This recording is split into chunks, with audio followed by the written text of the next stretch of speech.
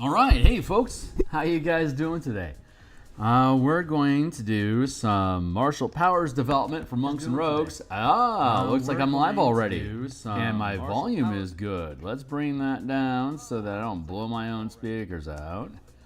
I'm going to have about a minute or two of intro and ramp up. So if you're catching this in the future, you can probably skip ahead like 2 minutes, and we'll get into the thick of today. But if you're trapped in time space with me here now, my name is Phil Kearney. Hey, I create role-playing games, I illustrate them, and I publish online. And there we go. And let's see. We're creating color mana spell point variant rule stuff. The martial power system. It's an alternate magic system, and that uses the color mana resources that I developed for Magic the Gathering. Magic the Gathering. So I've been DMing since 1987. I've been a Magic the Gathering enthusiast since 1995. I've been a professional illustrator as a freelancer in the role-playing game industry since 1999. And I've been creating content on the DMsGuild since 2017. So I originally got started making 5e content because when Wizards of the Coast finally started creating Magic the Gathering content using 5th edition, all of us MTG fans that are also D&D nerds kind of were hoping for a color mana system that would replace the 8 schools, but it didn't happen, so I got to work. So we built the color mana spell point variant rule system. It's a 1-to-1 point ratio. Cast a 3rd level spell, you need 3 points of mana. If Fireball is a red spell, then 1 point of mana needs to be red.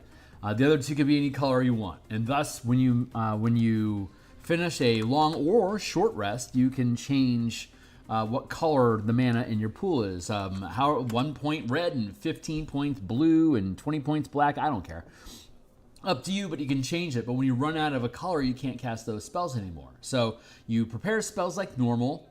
If you prepare a ton of red spells, then all you need is red mana today. That's a very efficient pile. If you have a lot of red and white spells, then you're going to have to split your mana pool between red and white. You're going to have to eyeball it until you get a really good rhythm of how your character is playing in this particular campaign. But again, every short rest, you can swap your mana to be whatever you need it to be.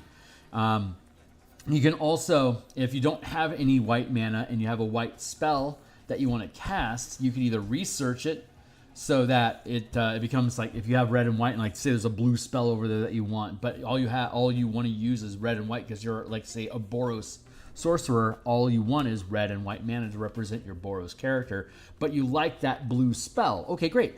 Then you can either research it so it becomes either red or white, or you can prepare it twice. Prepare it once just to have it on your list, and then you prepare it a second time to alter it to be the color that you want.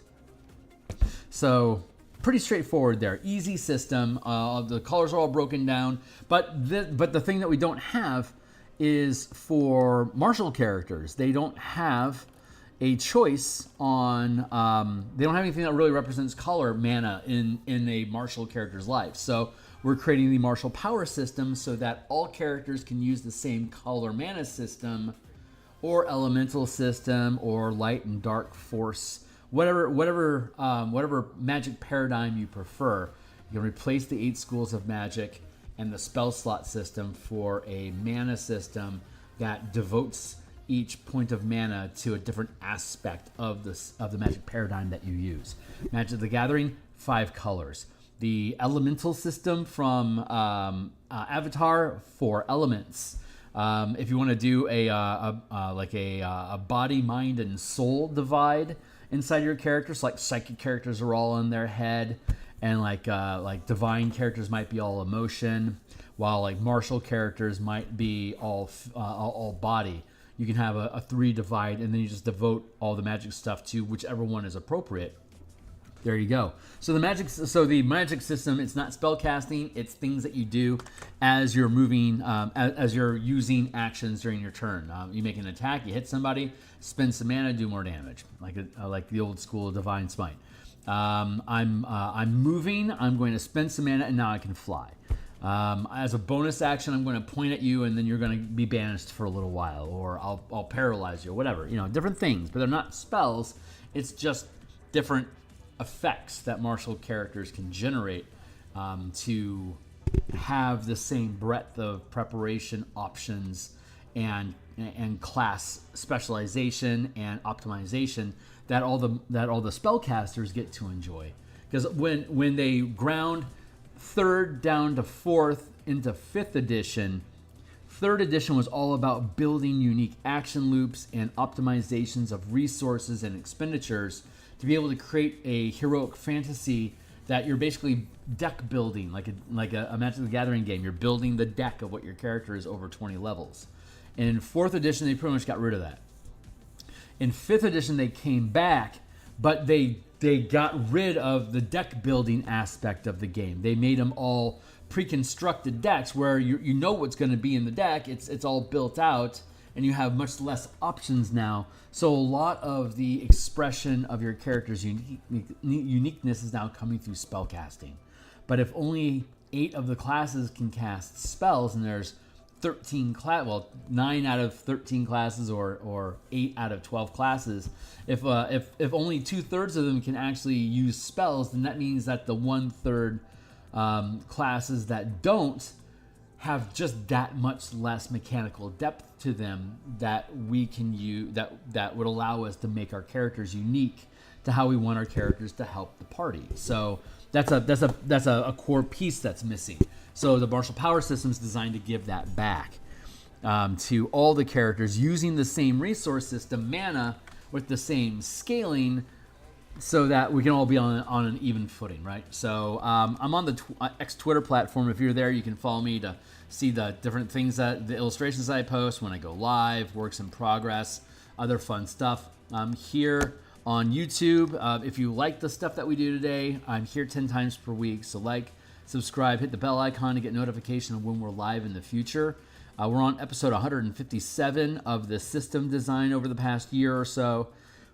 Here's the entire playlist here for you guys to take a look at. Here's the document that we're using today on my Patreon. You don't have to be a member, but bless you if you want to support me for $1 a month, just to encourage more behavior like this. If you click the YouTube button, you're here. Hey guys. Otherwise, if you click this Martial Powers button, it's going to take you to a Google Doc. For you, it's going to be read only. But this is literally the same document that I go into and I edit every day. Martial Powers, there you go. Every time we stream, this is the same document. So now you're here with me in time space. So thanks a lot for your support, and everyone that's been really enthusiastic and encouraging. Here's a slew of books that I just made. I need to update this, but by the way, we succeeded with the Spellpoint Warlocks book that comes with Pacts and Patrons of Ravnica. The Spellpoint Warlocks book is now a gold medal bestseller. My first gold medal. And I'm psycho proud that it is a pay what you want, where people don't have to pay for it, but literally 50%, like 49.6% of the people that looked at, that downloaded Spellpoint Warlocks ended up buying it. And that is just amazing. So thank you, folks. Thank you. So, okay, great. So what are we getting into today? Here's the power system. We work off of a half casting progression. So there's five ranks of power that you can accumulate. First at 1, second at 5, third is 9, fourth at 13, and then fifth rank at 17th. That's also the maximum amount of mana that you can spend at any given time. And it's also the maximum amount of powers that you can sustain at the same time. Not number of powers, but total mana that you can tap at once to sustain various enchantments and different sustained effects that your character can produce. Sorry, something went down my throat wrong. Let's see if some cool water can fix that. A number of prepared powers is it starts with 4 and it goes to 23. This is for all the all the half casting classes and all the marshals, the ranger and the paladin. They can select both spells and powers out of their list. The paladin gets 17 normally that they can prep. The ranger gets 15 that they can normally prep. So basically this almost doubles those numbers, so they can still have the amount of spells that they're used to having prepped, but they can also pick up a ton of different powers. It's all short rest, so your ranger and your paladin are going to be converted to a short rest caster or a short rest resource, just like the monk is currently. This is for the fighter, rogue, barbarian, monk, ranger, paladin, and then the warlock gets to spend invocations to pick up powers, and then the artificer is a spellcaster, but can use infusions to create magic items that use power. So in that sense, you would learn different infusions, like a belt of thundering strike, or like a hammer of thundering strikes. When you hit with it, you can use the thundering strike power. When you spend a point of mana, hit somebody for extra damage and push them. That sort of stuff. And that refreshes on a short rest, so everyone's working on the same system. I've actually made some notes here about point usage, or rather the number of points you gain at different levels, based on the resources and the recovery methods that the characters use, based on 2 short rests. Every class has different ways of being able to cheat additional mana back into their character. Like the monk, for instance, when you finish when you roll initiative, you can either get all of your mana back once per day, or you can get a number of points of mana equal to the maximum rank that you've gained as a monk. You get that at 15th level, so 13 is 4. So you'd start off with regaining 4 points if you're missing any when you roll initiative. And so if we're assuming 3 combats per day, the monk ends up with about 95 points. If you have more combats per day, they'll have more points. Similarly, the barbarian, they can exchange their hit dice to gain mana, so they could potentially have 80 plus. When they sacrifice their reckless attack, they get free mana to spend on strikes to increase their damage. And if we're assuming just 10 rounds of combat over the course of 3 combats per long rest, that's very conservative, but it also makes all the numbers basically curve out. The barbarian would on average have 1 extra die of damage per round of combat in that way. So they would end up with 60 base, 20 on a long rest, 20 for short rest, 20 hit dice over the course of a day, takes them to 80. And then, that was right, they could potentially spend up to 2 dice. 2 hit die. They could potentially get up to 2 extra mana per round to do strikes. Excuse me real quick. So 80 plus 20 is 100. So that's how we get 100 points of mana. If there's more, if they use the power more often, then they would end up with more total mana. But they would have at least, assuming you have your 2 short rests, all these characters at 20th level are all going to end up with around 60 points. The rogue, they can switch their, they can cash in their sneak attack dice. It's like at any time you can give up your sneak attack dice and gain mana. But if you do that, you can't get your sneak attack dice back until you take a short rest and get all your mana back and then all your sneak attack dice back. But if you don't expect any combat today and you want to spend all of your mana on exploration and social pillar encounter stuff, then you could cash out your hit die. You could cash out your sneak attack dice 3 times during the course of a day. That would be 3 times 10. That's 30 plus the base 60. So that's how a rogue gets 90 mana. If they keep their sneak attack dice, they're doing a lot of damage, but they have less mana to play with. So it's a trade there. And then the fighter, whenever they use a second wind, instead of getting hit points back, they can choose to get mana back. So that's how they end up getting 90, because I'll have 4 second winds per day. Plus they get 1 per short rest, so that would be 6. And at 17th level, they get 5 mana max, so it would be per Per second wind, they get 5 mana back. 5 times 6 second winds equals 30 plus the base 60 for 1 long rest and 2 short rests per day. That's where the fighter is getting 90 mana from.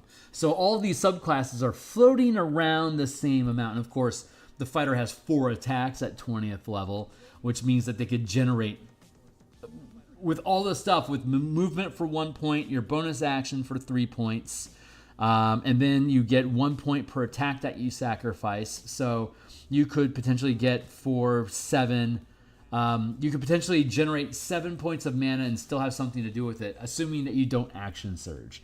If you do action surge, then that's an additional 3 points that you gain. So while action surging, a fighter could potentially generate up to 10 mana for free during their round to basically do whatever they want with. So you kind of have infinite mana. And if you're willing to give up action economy to get it, and all the classes can do that. All these martial classes can anyway. That's just a part of the channeling feature, exchanging action economy to generate mana. It's a very martial thing to do. Their mana pool is super small, so if you Nova, you're going to burn out all your mana quickly, but then you can just start giving up action economy to get free mana with your movement or your actions to generate the mana to then create an effect that you want. Super fun stuff. So that's a quick crash course there. All this mana is panning out, and like, for example, the wizard using the mana system has 80 points on a long rest. Plus, they have the short rest. They could get up to, during the course of a short rest, they can get up to 20 mana. So they would end up with 100 points of mana. The sorcerer naturally has 100 points. So there's that. All these classes across the board are all ending up with around 100 points of mana over the course of 20 levels, which is about where I want them to be. So cleric, druid, bard, they all accumulate 80 points, and they all have some way generally of being able to get some extra mana back. And then the warlock is on a short rest, 20-point system, so it gets 60 base per day, assuming 2 short rests. But then it also has 40 points of long rest that it gets from its Mystic Arcanum. So that takes them to 100 points as well. So it all just kind of works out that they're all in the neighborhood of like around 90 to 100 or some odd points. So all the classes use their mana differently, and they regain it at different rates. But on a typical day, they're all going to have about the same pile of mana that they're going to spend over the course of their career. So it's nice. It's a really smooth system, and and all of these classes are getting somewhere with all their bonus ability, like all their bonus spells, if they're spellcasters, or like the bonus powers that they get. They all are ending up somewhere around 32 to 40 spells and options that they have available to them. Can you believe that spellcasters end up with like 40 fucking spells by 20th level? That's a lot of fucking spells. It probably only really needs to be 1 or 2 per level at most. Seriously. But hey, Bob's your uncle. So that's a quick crash course on that stuff. We are currently playing with the monk. So let's go back down to the monk. When we were here on Tuesday, we were doing a Tuesday lunch, and we were messing around with the monk. And I would have been on earlier, but I was updating some of the mechanics that we have in here. So let's kick our way down to the monk. Hold on, I want to do a pit stop here in the Eldritch Knight. Choose 2 cantrips and 2 level 1 spells. Choose 2 more up to level 1. Instead of gaining bonus powers, preparing spells. 7 War Bond. You can perform a 1-hour ritual. No, I don't need that. It's War Magic that I want to look at. Incapacitate. Unless you are incapacitated. There you go. War Magic. When you take the attack action, you can forego 1 attack to instead cast an Eldritch Knight cantrip with a casting time of 1 action.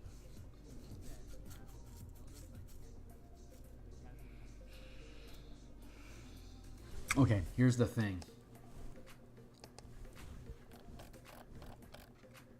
Let's go down to the Empowered Actions feature.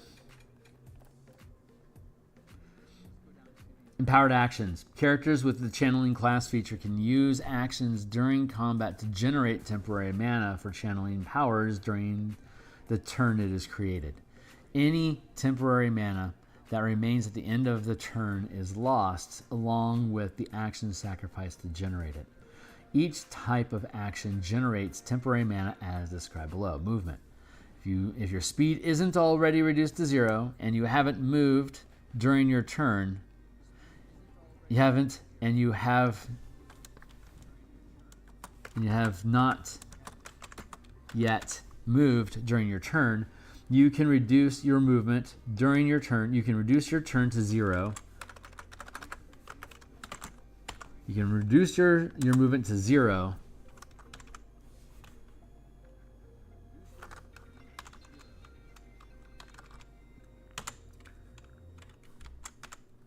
to gain 1 point of temporary mana.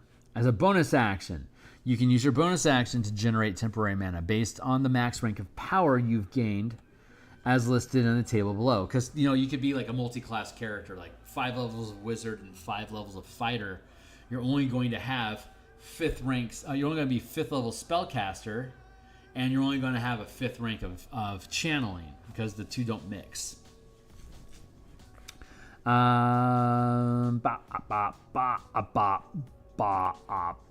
Bonus action, right? So, a 1st level character can channel 1st rank powers.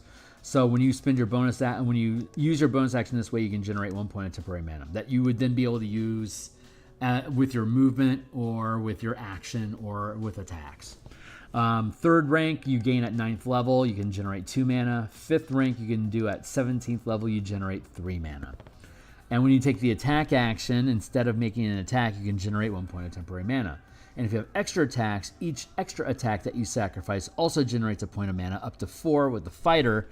But this doesn't include Nick or Cleave weapon masteries, and it doesn't include attacks from haste or celerity or other effects that you may gain additional attacks from. And it doesn't count for bonus action attacks, because if you're going to use your bonus action, you're going to do it up here. So the attacks are specifically for the attack action. And so you can generate mana with your attacks, you can generate mana with your bonus action, and you can generate mana with your movement. Normally you can't generate mana with reactions, but the opportunist power that you can sustain when you turn on that aura, you can exchange attacks for extra reactions. And when you use a reaction, you can then sacrifice any other reactions you might have to then generate temporary mana to modify the reaction that you are now currently taking. It's a little complicated, but it's just different. It's no more complicated than the Magic the Gathering card, which is the design principle that we're using here, is make things as easy or to make them as simple to use as Magic the Gathering cards, and create characters that are as complex in depth and deep as Magic the Gathering decks, thus restoring the character deck building aspect of the 3rd edition game, which is what pulled tons of us in the first place. Wow, making characters is fucking fun. Making characters with this system is really fucking fun, because there's so much shit you can do. So these are empowered actions, and it's 1, 2, and 3 mana that you can generate.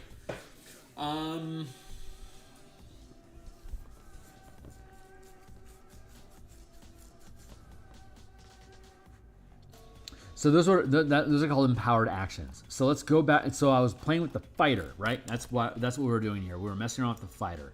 Here's the rules on channeling. They're very simple. Everything pretty much has the same duration, has the same range, and has the same targeting rules. It's all very, very simple and consistent, so that you spend less time. Like all the powers that we have here, they're all like a sentence or two. Check this stuff out. Like every power that we have in here is like up to 3 sentences, right?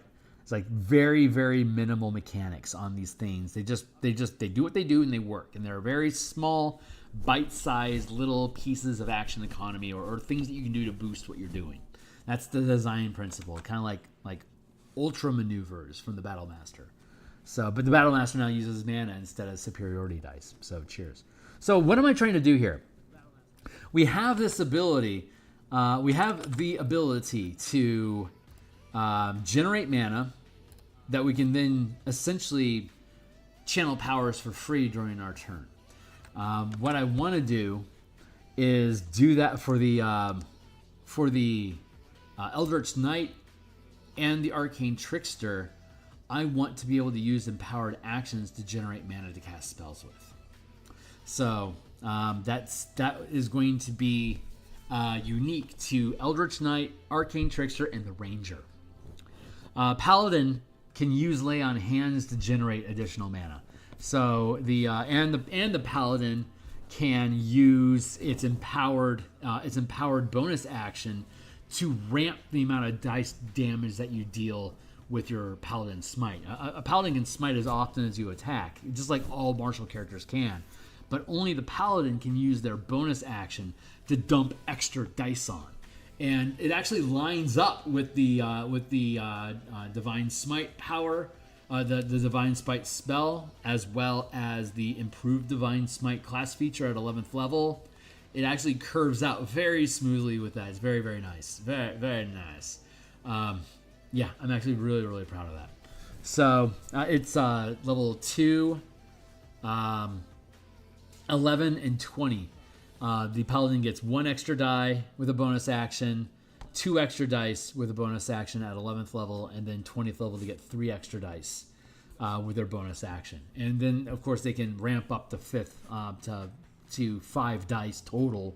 So at first level, they could have a total of, they can only have 1. They get the bonus off the bonus action, so they can have 2 dice of damage, and then by the time they get to 20th level, they can do 5th rank powers, and they get the bonus 3 from the bonus damage. They can end up doing 8d10 dice worth of damage. They can do 8 10-sided dice of damage. It's really big. It's a lot of fucking damage that they can deal. But it's going to cost them a lot. I mean, the bonus action gets 8 up, but that's also 20th level. So it's not like there's a problem at 20th level with them burning mana. So, that's taken into the calculations. They have 60 points like everyone else. They end up, they can burn their entire stack of Lay on Hands to get an extra 20 mana from that, which is 80. And then assuming 10 rounds of combat, and every time they burn their bonus action, that's going to give them 3 times 10. That's an extra 30. That puts the Paladin at 110 points of mana that they can spend per day if they absolutely just go for broke. Like every time, like no bonus action ever except for using Smite at 20th level, and use all of their Lay on Hands on themselves to regain 20 points of mana over the course of a day. They'd get 110 points, which is about where the barbarian is at, and the fighter. Like they're all around 90 to 100 points, right? So the problem is that the ranger doesn't really have an equivalent to that. They get 20 points because of Mark of Prey, assuming 10 rounds of combat, 2 attacks per round. That's 2 free dice of damage that they deal, assuming they always hit. So that'd be 20 points on top of the 60 points that they get. And now they're out. So they only get 80 points. They get less than everyone else. So if we give them the ability from level 1 to use empowered actions to pay for spells, a ranger has unlimited spells per day as long as it's during combat that they can exchange their action economy with. But the nature of ranger spells is just ramping damage anyway. So they may as well just use powers. So there's a little bit of utility that they can squeeze out of that stuff. But it's not overbearing or out of balance. So the ranger has less mana per round, or less mana per day than any of the other martial classes, but they have more universal access to use their mana any way that they want. So it's super cool that way. That's my ranting. So I'm currently weaving in the language. I want to have knights and tricksters to gain access to this channeling feature for their spell casting, but not at 3rd level. I want to make them wait for it. And so I'm thinking, I'm thinking at 7th level. I'm thinking 7th level is a pretty good place for them to be able to start generating mana, because they'll have 2 attacks per round. And if they're going to cast a spell, they have to use either their bonus action, which means if they're going to get free mana, they're going to have to do it by standing still and sacrificing attacks, or they're going to use their standard action to cast the spell, in which case they're going to burn mana from their bonus action, potentially movement and standing still, to be able to generate that. Movement's 1 point, and at 7th level, it's also only 1 point. Coincidentally enough, at 7th level, they can cast 2nd level spells. Hey, doesn't that just work out? That's fantastic. Or if they're going to cast as a bonus action a 2nd level spell, if they have one that way, then they can sacrifice one of their attacks and their movement, have an attack left over, and be able to cast. Well, they wouldn't be able to do that because they would have to. Because they're going to use it was bonus action, 2nd level, 2 mana, 1 attack, movement. That's 2 points of mana for free that they can cast. There you go, done, and they're done with the round. And if you have Action Surge, you can obviously abuse that feature. And we already have built in Improved War Magic. When you take the attack action once per round, you can use 1 attack to instead cast an Eldritch Knight cantrip or spell with a casting time of 1 action that you have prepared. In addition, when you sacrifice action economy to generate temporary mana, you can expend that mana to cast a spell instead of, or in addition to, mana in your pool. Let's cut that out. Let's put that back in. And now we go down to War Magic. In addition,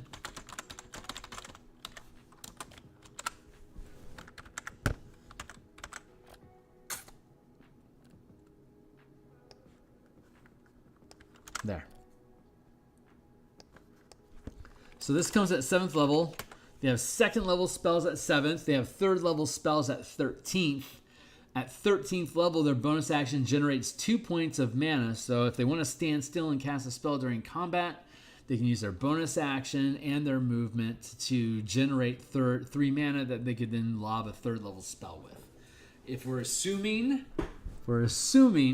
that you only get 10 rounds of combat per day, then basically they're going to be giving up at that level. They're giving up 30 attacks to cast 10 spells. It's probably a wash. So,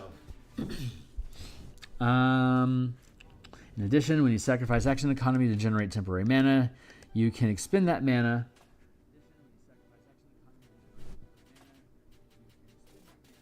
to cast a spell instead of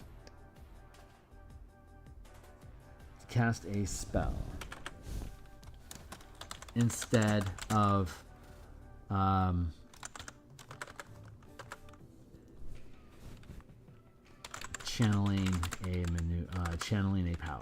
Period. There you go. So now they have access to it at 7th level, and we'll be looking at the Arcane Trickster if we get to it today. So I'm really happy about that. Really, really happy about that.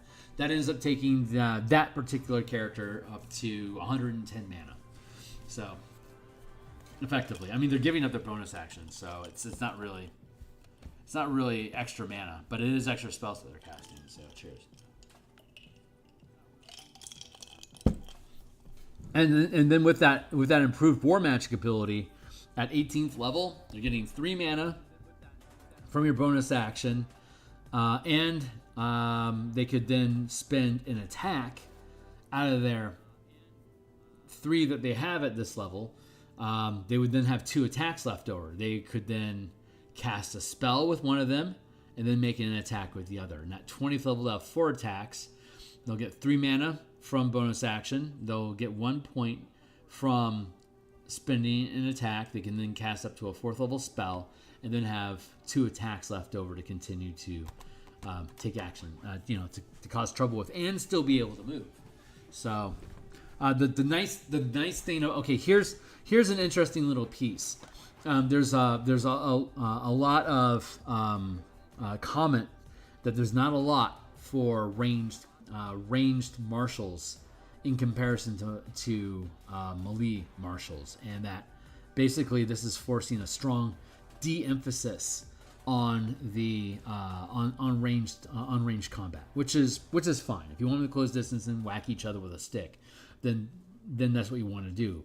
But if your ranged character isn't going to move this round because they've gotten to a good secure position where they can make attacks without having to move, then you can basically use your movement each round to generate free mana to deal more damage. D6, D8, and eventually D10, and it always has some sort of a kicker effect that goes with it. Poison them, or blind them, or freeze them, who knows. Whatever it is that the strike it has. But a way for you to be able to get your damage ramping up more for ranged characters is by using your movement your movement action to give yourself free mana to ramp the things that you're doing.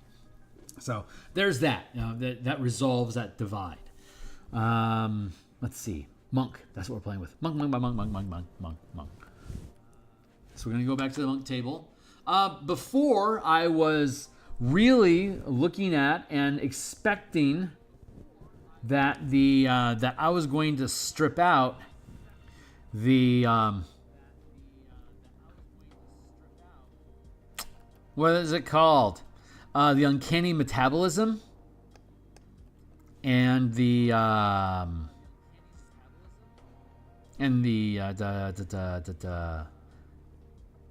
was it? Heightened focus? I think that's what it's called. No. Perfect focus, discipline, survive. No. What the fuck was it called? Why can't we hyperlink any of these things? Hyperlink my bits. Let's see. Focus, unarmed, uncanny metabolism. When you roll initiative, you gain all expended focus points. When you do so, roll your martial arts die and regain a number of hit points equal to your monk level plus the number rolled. Once you use this feature, you can't use it again until you finish a long rest. That's great. That's perfectly fine, and at first level, that's super good. And then as we ramp up in levels, we get to...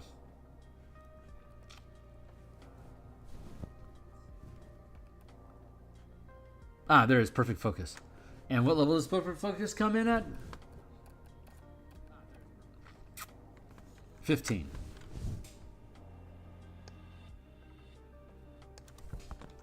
So perfect focus absolutely belongs. Superior defense. Remind me what that was. 1 minute until you have the incapacitated position during that time. To all damage except for... Yeah. Superior defense, that's totally fine.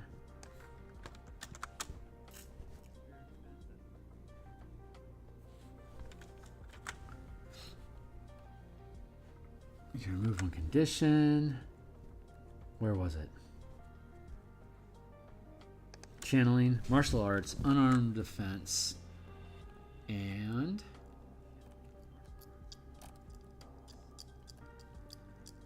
uncanny metabolism. Thank you.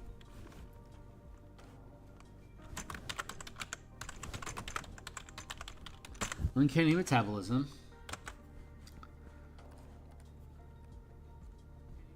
Channeling.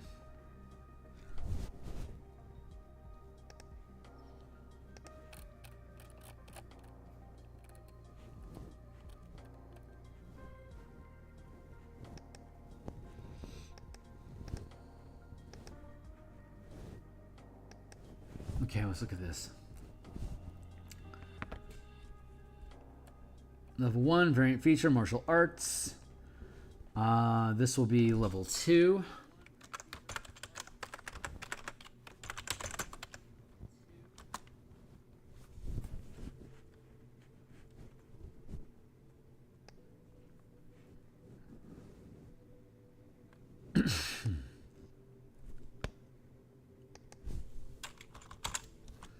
Level 2, variant feature.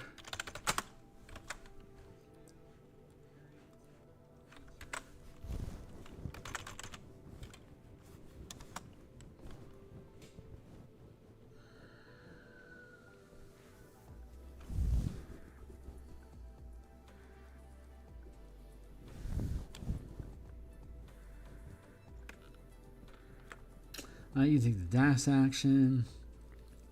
Dash action. Monk maneuvers.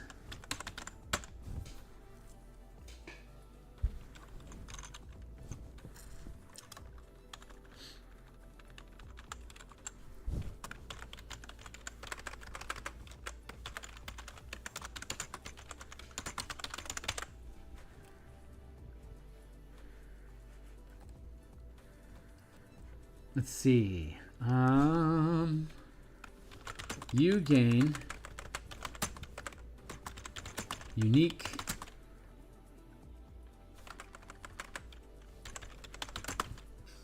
maneuvers that are always prepared.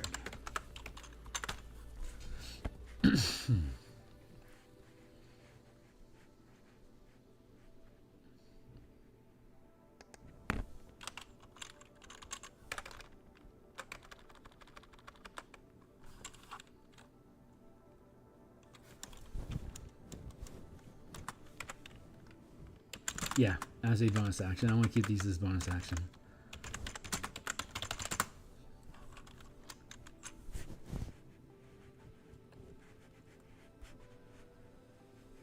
There. And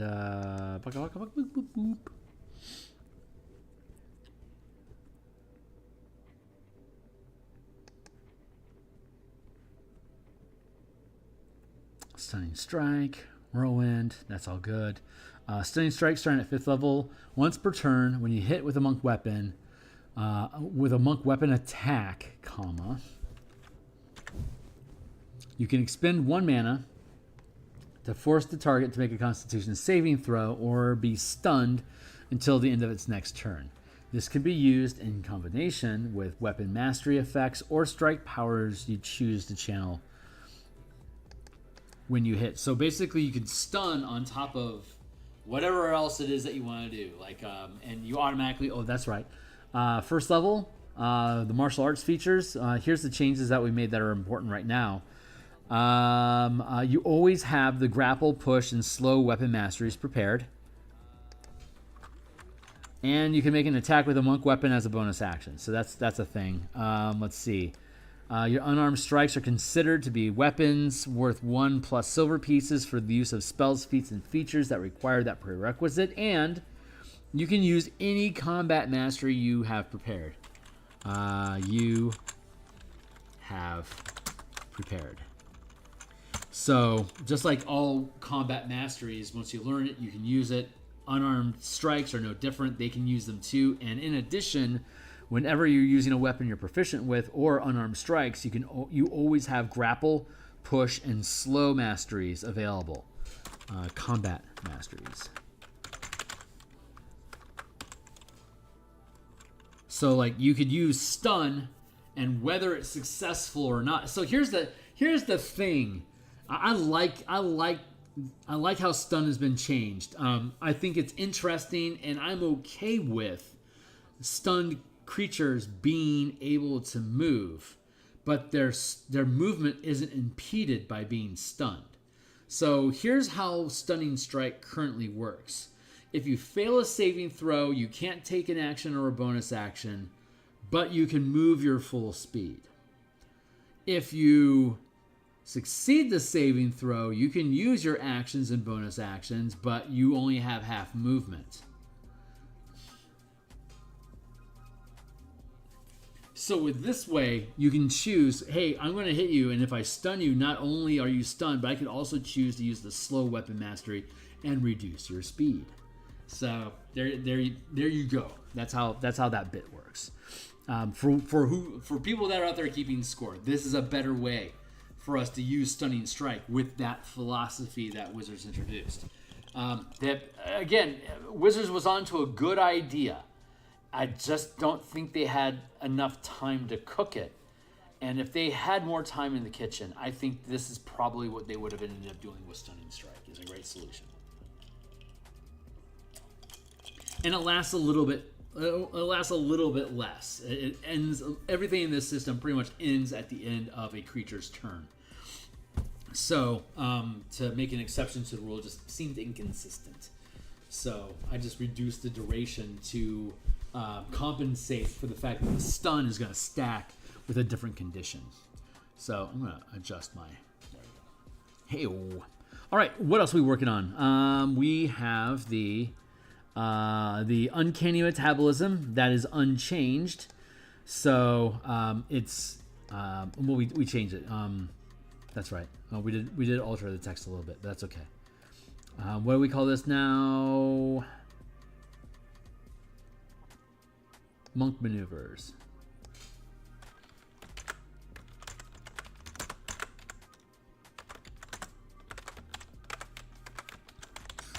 Monk's maneuvers.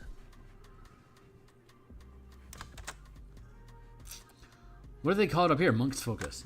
Monk's maneuvers.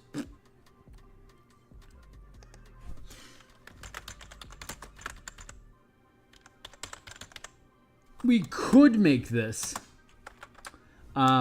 first level because the maneuvers, because we get mana at first level with the monk.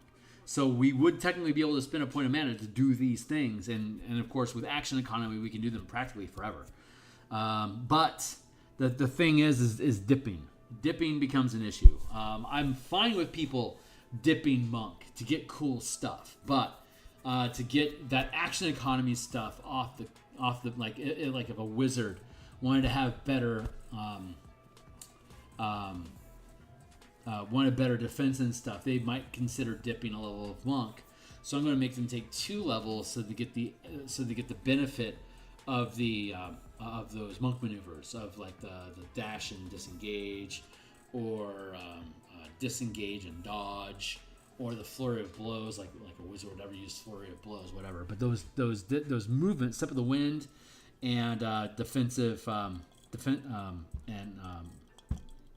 unarmed defense, those are really useful for a wizard. So I'd wanted you to take a double dip into that, lose access to 19th and 20th level stuff, which is pretty fucking significant for a wizard because now you don't get wish. Wish comes in at 19th level. So yeah, good cost there. Doing that extra dip, that's good cost, says I. And we already have uncanny metabolism when you roll initiative. I do have to reword it though. Uncanny.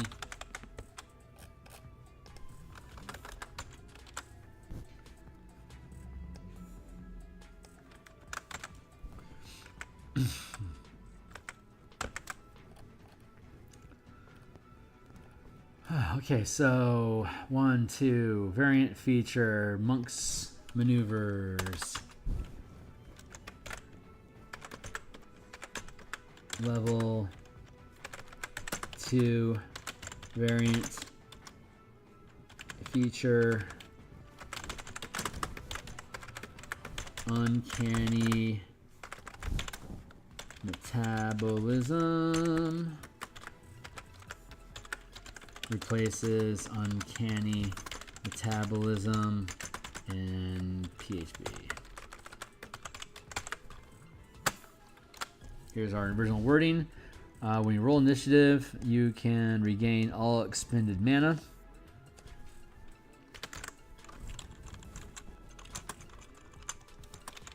Gained as a monk.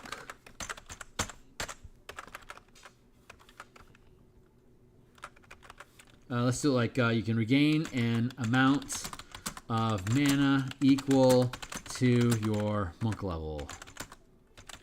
Period. For multi-classing purposes, if you only have a 1 level dip, if you have a 2 level dip in monk, I'm sorry, uncanny metabolism needs to be at first level.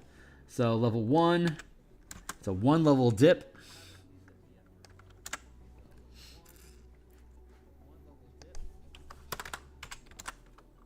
It'll only give you 1 point. Not very, I mean, that's nice for your wizard, I guess. They get an extra first level spell. Cool. Once you use this feature, you can't use it again until you finish a long rest. There you go. Level 1 variant feature, uncanny metabolism replaces uncanny metabolism in player's handbook. When you roll initiative, replaces second level Uncanny level 2 replaces level 2 Uncanny Metabolism. When you roll initiative, you can gain an amount of mana equal to your monk level. When you do so, roll your martial arts die and regain a number of hit points equal to your monk level plus the number rolled. Let's use this feature. You can't use it again until you finish long rest. There. Good. And now we have monk's maneuvers added in, so those are good to go.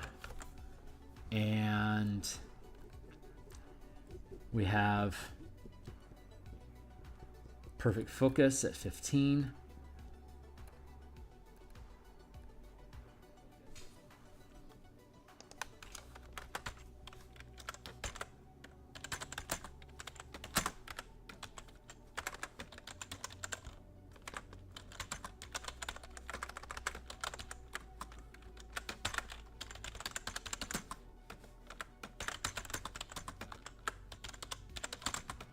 Focus in the PHB.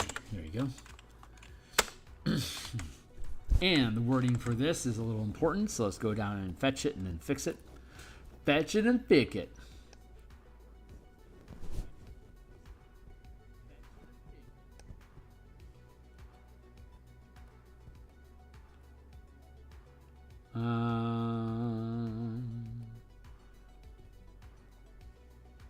Perfect focus.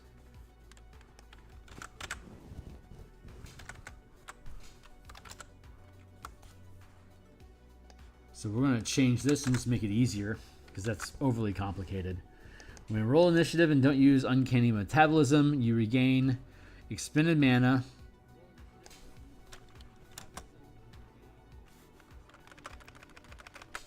and amount of mana equal to the max rank of power you've gained as a monk. At level 15, the answer to that number is going to be 4. But at 17th level monk, that answer becomes 5. There you go. None of this or fewer garbage. It's, if you're missing mana, get some fucking mana back. There you go. It's either a resource or it isn't, right? If they have 3 or less mana, they could use to get some more mana back. So just give them the mana. It's easier. All right, Way of the Elements. We've looked at this before, but I'm just going to thumb through it again, I think, just to make sure. I like the cut of everything here. Adaptive Resistance, Empowered Abilities, Rush Attack, Dire Impact, Deadly Presence, Empowered Synergy, Bursting Strike, Curse of Exposure, Indestructible, and Resilient Save. Those are... Wait a second. Do we need Resilient Save still? Because we have the we have Superior Defense. You can expend 3 focus points to bolster yourself against harm. Oh no, wait. It's Discipline. No, yeah, Discipline Survivor. Additionally, whenever you make a saving throw and fail, you can expend 1 point of mana to re-roll it and use the new roll, as opposed to Resilient Save, which is, let's go look at Resilient Save. What is that? A reaction? No, it's an exploit. Resilient Save. When you make a saving throw to reduce damage. When you make a saving throw to reduce damage, if the save succeeds, you take no damage, or half if you fail. You decide to channel this power after you roll the save, but before you know the result.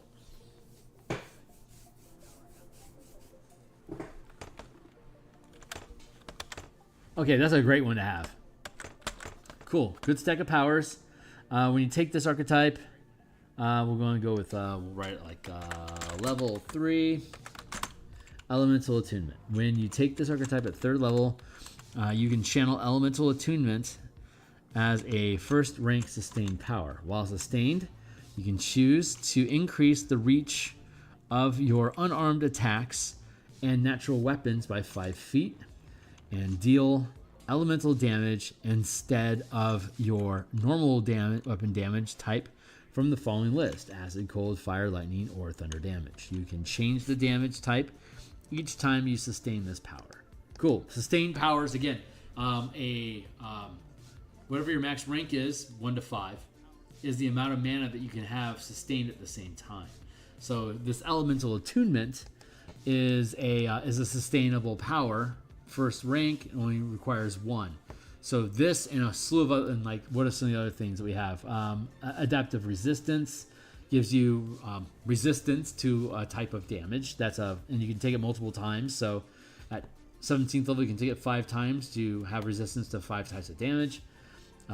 Sustained 1 dire impact allows you to use your channeling stat feature to deal additional damage to a target that you hit, and it allows you to reduce your attack roll by 5 to increase the damage by 10. Deadly Presence, that deals damage to creatures that are nearby you.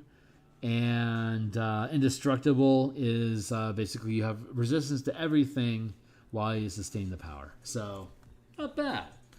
Indestructible is certainly the advanced form of adaptive resistance. But there you go. So good features. Elemental Attunement, go with it. Manipulate elements. At 3rd level, you learn the Elementalist cantrip. Super. Level 3, Manipulate elements. You learn the Elementalist cantrip. 6th level, it's going to be level 6. Elemental Burst. When you gain 6th level, you can channel Elemental Burst. Let's reduce that text. You can channel Elemental Burst as a 2nd rank maneuver. That's 2 mana. Dealing an amount of damage equal to 1 power die per mana spent, which is 2 minimum. Channeling the maneuver, but you can spend more. You can choose to deal acid, fire, cold, or thunder damage to all creatures within 20 feet. Up to 120 feet away. Creatures within the area of effect can make a dexterity save against your channeling DC to reduce the damage by half. Cool. Stride of the Elements, when you gain 11th level. This is going to be level 11. Level 11.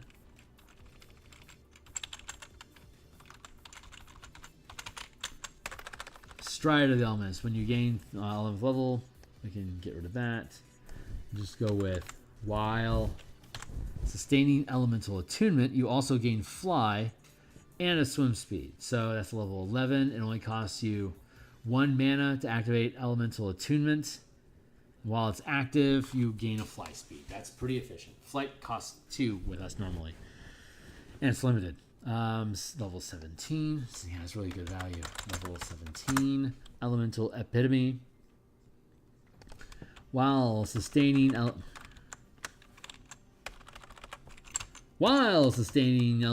Attunement, your movement speed increases an additional 20 feet, and you gain resistance to. You can change which to 1 type of damage from acid, cold, fire, lightning, or thunder damage. You can change which element you resist at the beginning of your turn or as a reaction. In addition, while sustaining this power, you'll deal an extra power die of damage when you deal your chosen elemental damage type with an unarmed strike or natural weapon attack with your monk weapons. This extra die can be added to any additional power dice rolled when you channel a strike power. So basically, it's just an extra die, which is an extra 10 dice worth of which is basically an extra 10 mana worth of damage. Lastly, when you sustain Elemental Attunement, you gain the benefit of the Overrun exploit, dealing 1 power die of damage. You can expend additional mana to increase the amount of damage dealt, as described by the power above. The Overrun exploit basically is when you use your movement, any space that you move through during your turn deals a number of power dice of damage equal to the amount of mana spent. So this automatically deals 1 while you sustain. Normally it's an exploit, so every movement action requires you to spend another point of mana. But this allows it to become a sustained effect at level 17, which is, late game efficiency. That feels appropriate. Open hand, close quarter combat, great power. Mobile, great feat. regeneration, grappling, blind. Okay, these are all good. Level 3. This is just a formality right now. Us going through these, but I'm just going through them just in case anything seems weird. Starting when you choose this tradition at 3rd level, you choose 2 combat masteries to add to your list of known powers, and you can add an additional combat mastery when you gain another rank of power as a monk. Monk level, combat masteries 3, you get 2. 5th level you get 3. 9th, there you go, 6. And there's a total of 13 of them. So you also get the 3 for free for just being a monk with martial arts. So when this is all said and done, you're going to get a total of 9. This is in addition to the bonus powers gained with this tradition.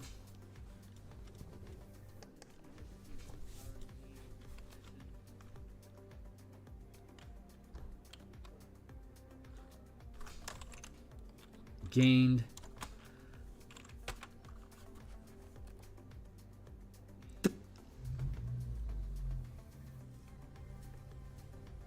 Oh yeah, you don't get any mastery. Okay, this is in addition to the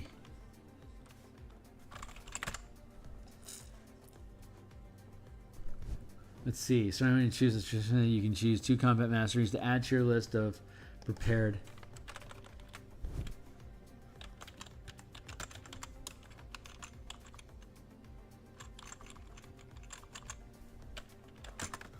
These are always prepared and don't count against your total number you can prepare. That's wordy. You can choose 2 combat masteries to add to the list of your list of prepared powers.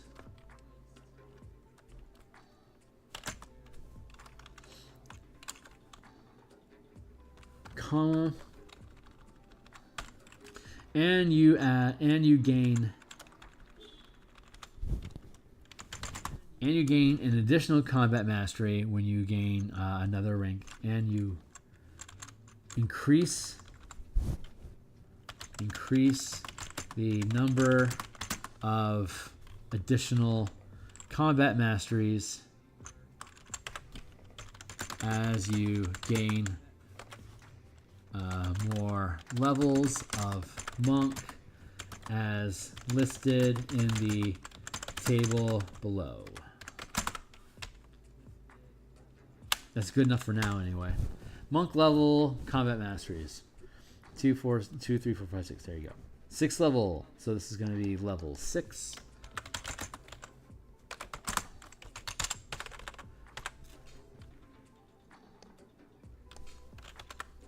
You can heal yourself as a maneuver, rolling a number of power dice equal to the mana burned. Equal to the mana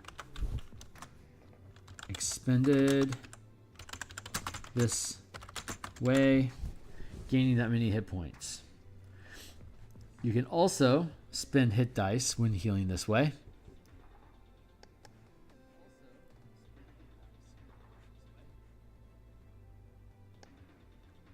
While doing so, spending a number of hit dice up to the maximum rank of power gained as a monk instead of mana with each use.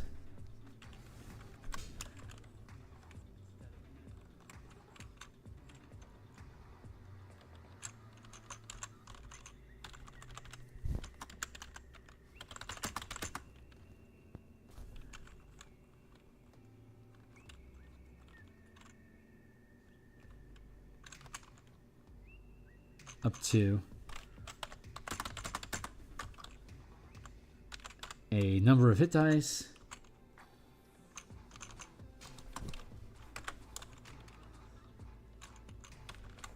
expending a number of hit dice up to the maximum rank of power gained as a monk.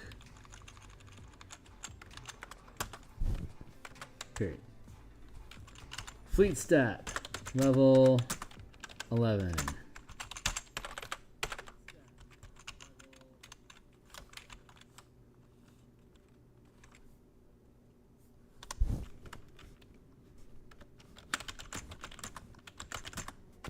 When you use a bonus action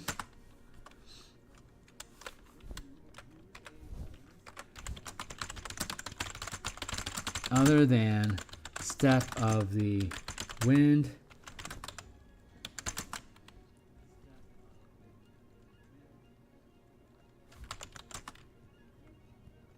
you can use that monk maneuver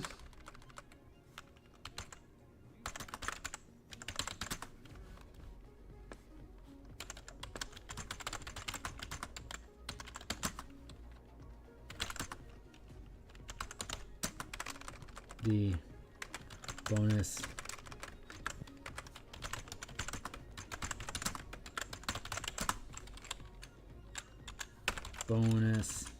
action.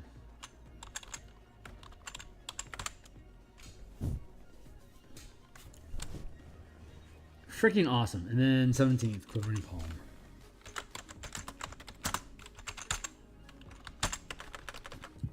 At 17th level, you gain the ability to step to set up lethal vibrations in someone's body, blah, blah, blah. Okay, cool. I'll go with that. Okay, cool. So that one is good to go. And, oh, hey, sweet. We get to work on new stuff now. Way of the Mercy. So let's figure out Way of the Mercy. And then we'll figure out Way of Shadow. Make sure that's all good. And then...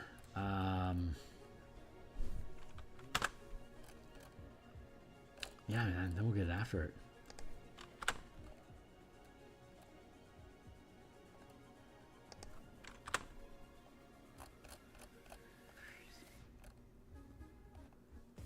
Gunky. All right, Way of Mercy. Let's start peeling Way of Mercy apart. We're going to go through the abilities. The features. We'll go through the subclass features. And then we'll recalibrate the power list. Hand of Healing.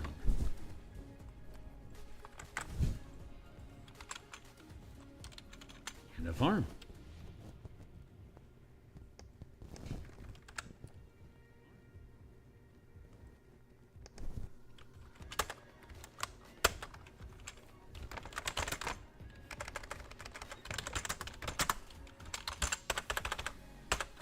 How's this go?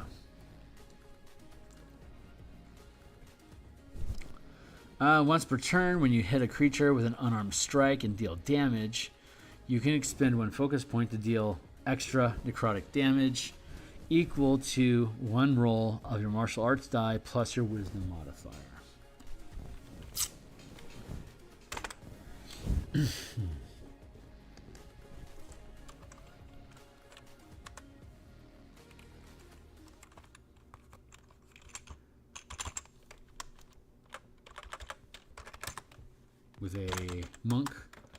With a monk weapon,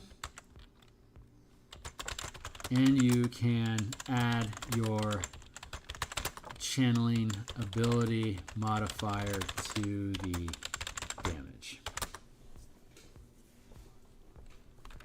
Hand of Healing. Once per turn, when you hit a creature with an unarmed attack and deal damage, you can expend one focus point.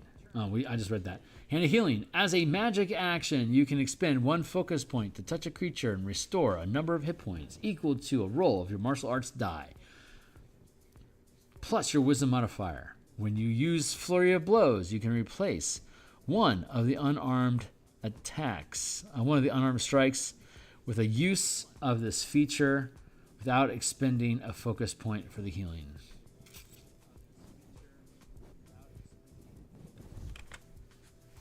As an action or bonus action, as a maneuver,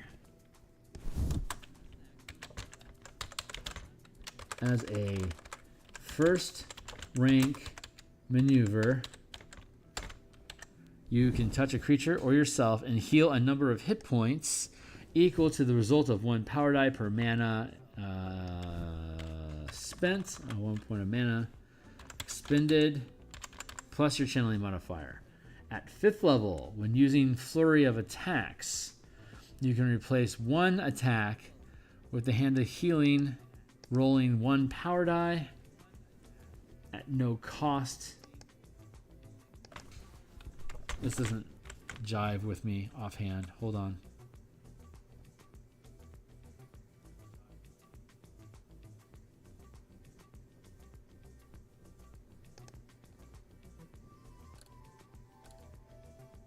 What the fuck?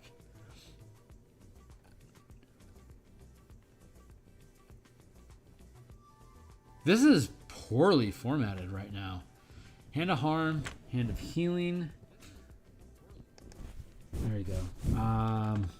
This should have things like level 6, Physician's Touch. Like these things are supposed to have these labels on them, and they're also supposed to have the spell list included with the sheet with the character. But I don't see that either. So, yeesh.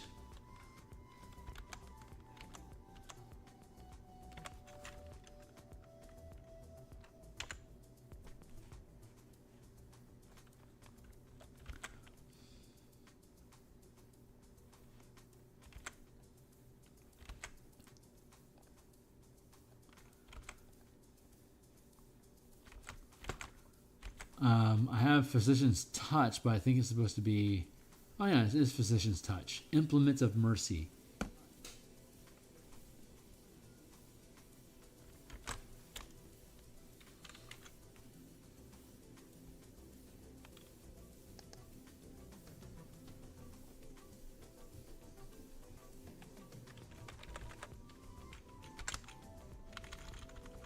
Okay, clearly something weird is happening here.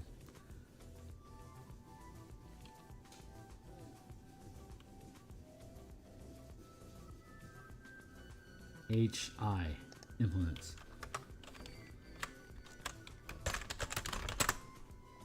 Level 3.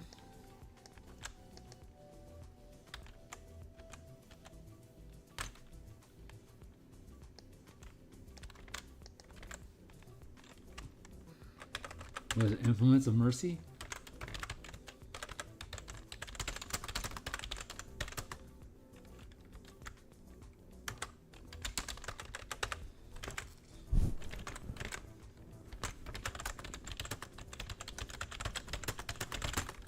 In the insight and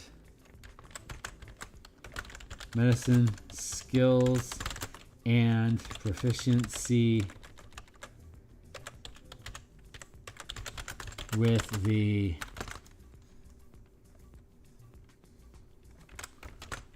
herbalism kit, period. Okay, Hand of Healing. There's a first rank menu.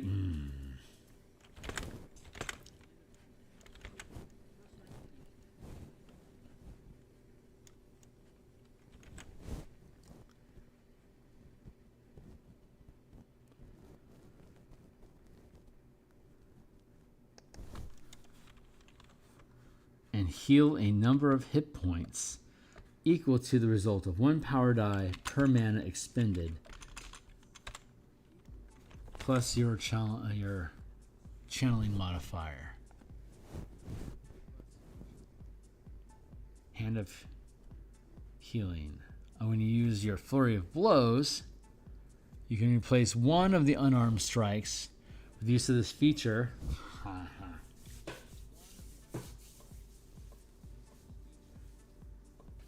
See that? Flurry of Blows? They exchange one attack for a point of mana. Tell me I don't know what the fuck I'm talking about. I love that. I don't need to include this because it's already a maneuver. We can sacrifice attacks.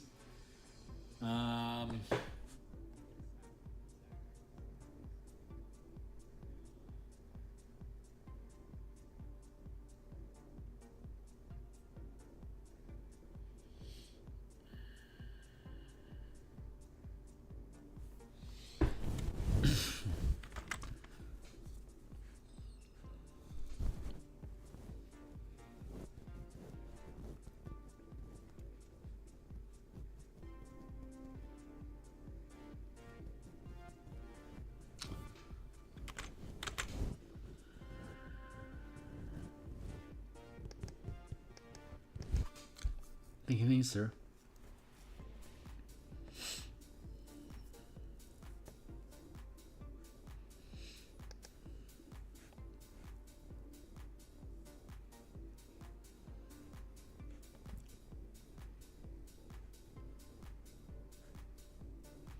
Why did I make it 5th level?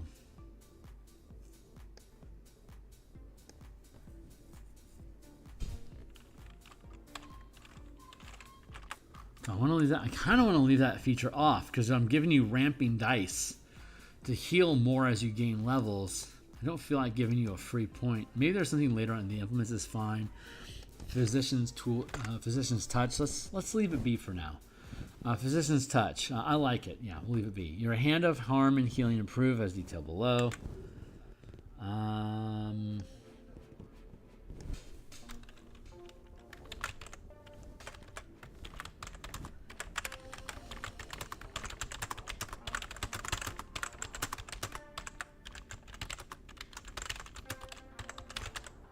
Period.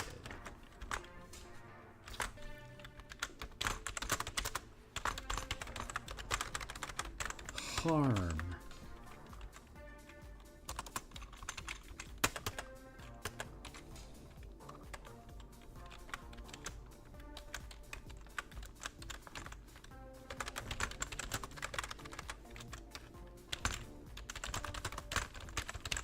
Hand of healing.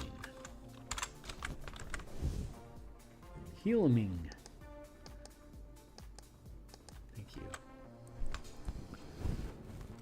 Hand of Harm. When you use Hand of Harm on a creature, you can also give that creature the poison condition until the end of your next turn.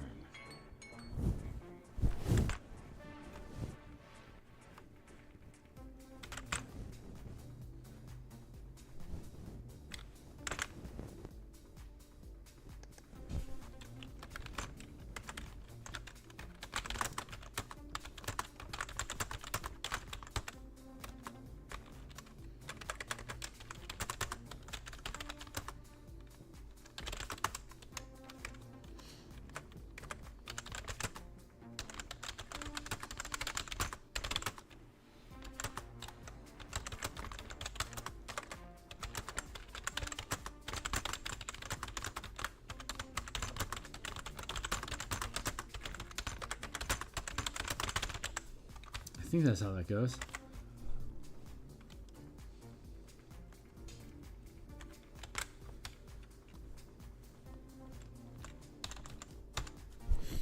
And then Hand of Healing.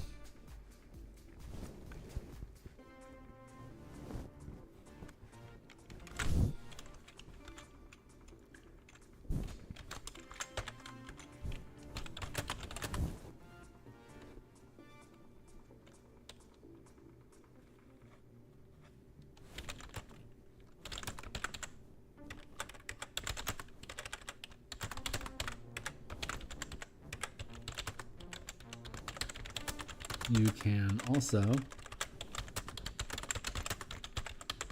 one of the following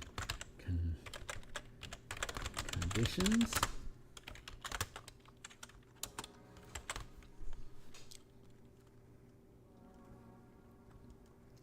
Blinded, deafened, paralyzed, stunned.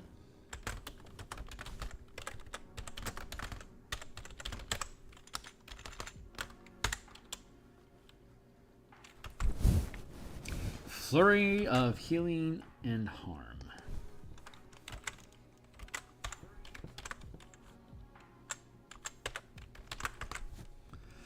When you use Flurry of Blows, you can replace each of the unarmed strikes with a use of Hand of Healing.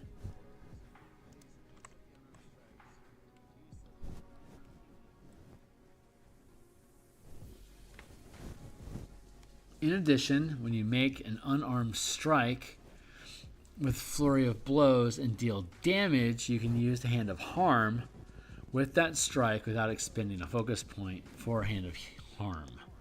You can still use Hand of Harm only once per turn. That's dumb. You can use these benefits a total number of times equal to your Wisdom modifier. You can gain all of them. Okay, that's a waste of my time. So, Flurry of...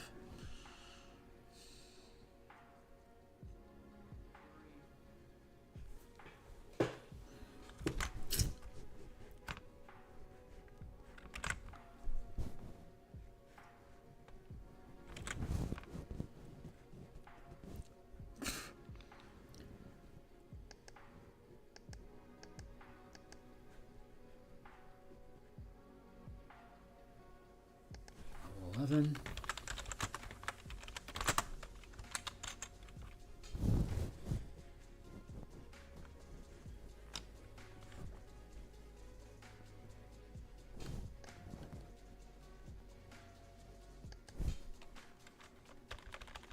So we already made it necrotic damage all the time, right away, because that's just a thing you can do anyway. Level 6, we stacked it with the poison condition.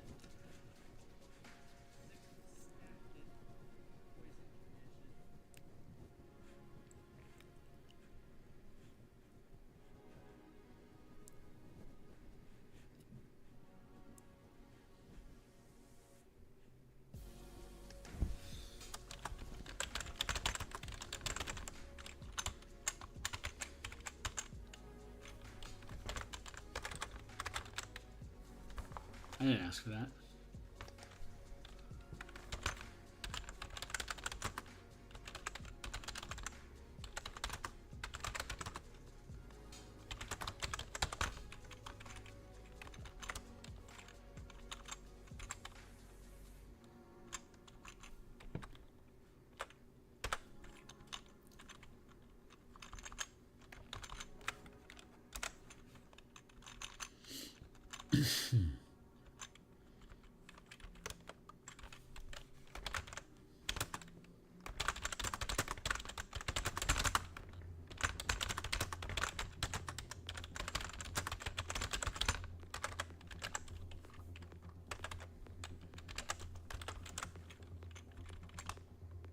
Your hand of harm and hand of healing. Features improve. Hand of harm. Hand of healing.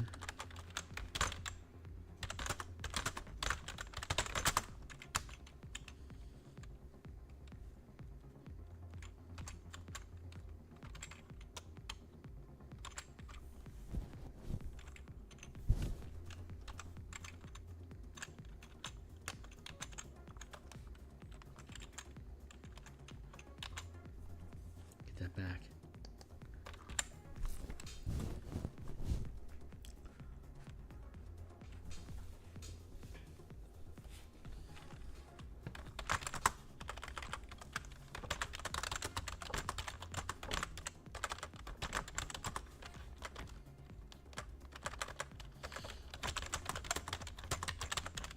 When you use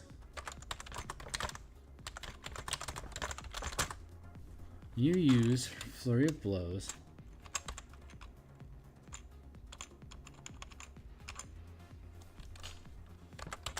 you can replace any number of the attacks with the Hand of Healing feature.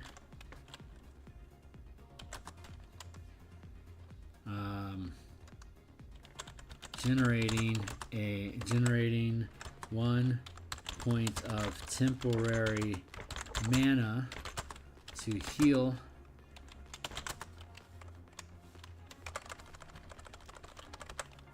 with each touch.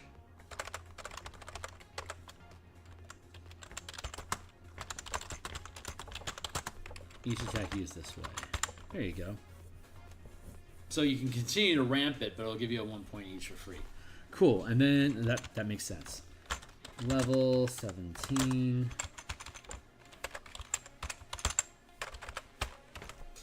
Hand of Ultimate Mercy. What do? Your Mastery of Life energy opens the door to the Ultimate Mercy. As a magic action, you can touch the corpse of a creature that died within 24 hours. And spend a 5th level spell slot. The creature comes back to life.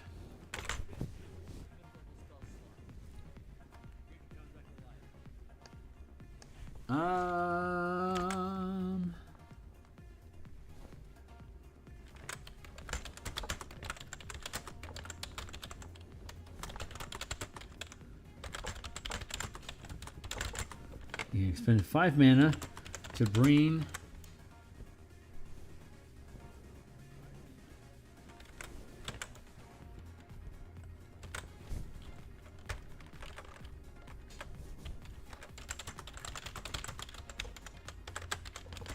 of a creature that has died in the last 24 hours.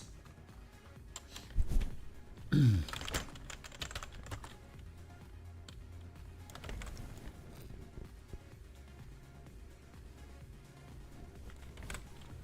creature returns to life with 5d10 plus the number returns to life with a number of hit points equal to 5d10 plus your channeling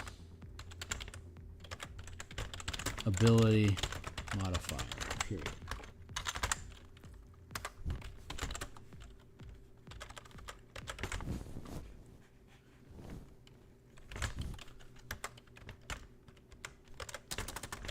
Once you've used this feature, you can't do so again until you finish a long rest.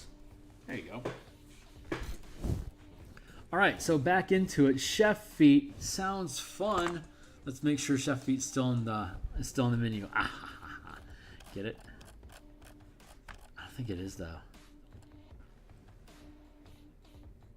There it is. Nice. Chef, Poisoner.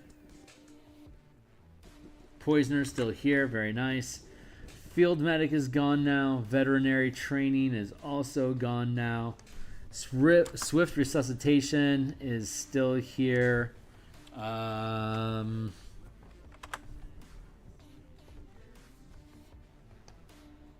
can drop that down to here. And then Life Stealing Strike. That still feels good. Comma.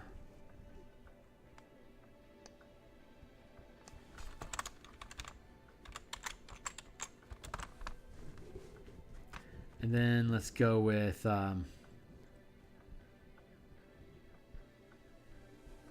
yeah, Curse of Enfeeblement and Strange Metabolism. Those both feel good here.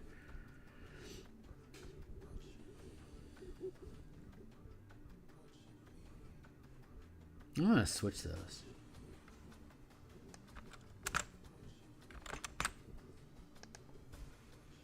No, I'm gonna leave those be. Theurgy. That feels good. Wow, we just freed up some real estate, yo.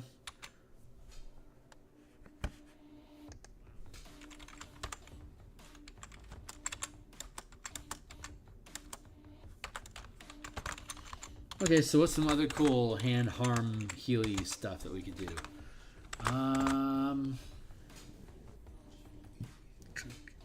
Let's go rabbit hunt healer. I mean the healer feat, sure.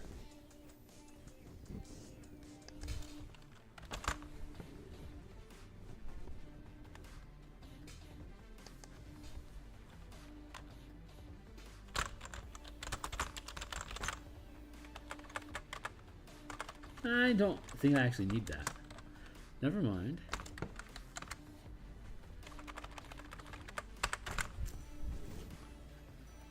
Let's get out of here. And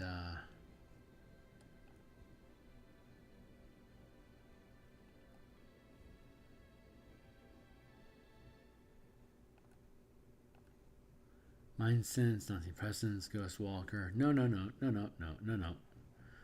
Strange Metabolism doesn't make sense. Sure. No. Deathly Present, Castigate. No. Auto Attunement, no. Trap Springer, no.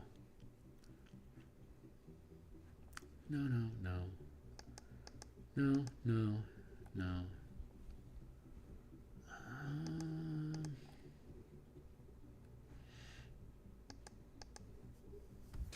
Adaptive Resistance might make sense.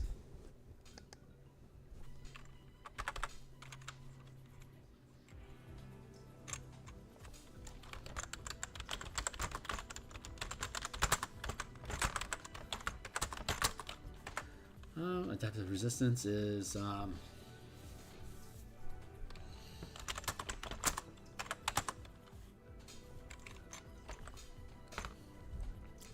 Let's see what else you got.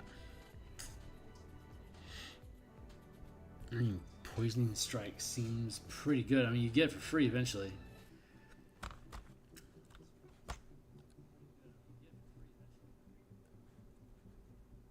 Martial, Grappling, Goading, Flaming, Distracting, Disarming, Caustic.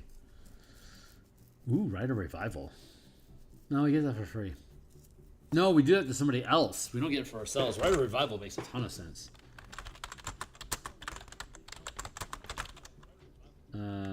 That's reaction 4. If you die, you don't, basically. Curse of Exposure, Anchor. Saving Grace. Reroll any attack. Reroll roll the hit. As a reaction to taking damage from an attack, you reduce the damage by half.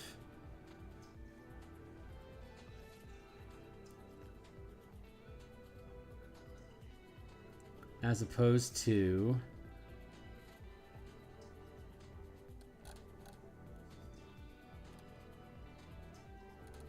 Exploit. Resilient Save. Oh, that one's roll of the hit. That one was Uncanny Dodge. This one is Universal Evasion. Important difference. Thank you. Theurgy, target creature you can see makes a con save. If it fails, it can only do one of the following: move, or take an action, or a bonus action. Ranged and selective. Rally. Rally, that's a good one. It's awfully...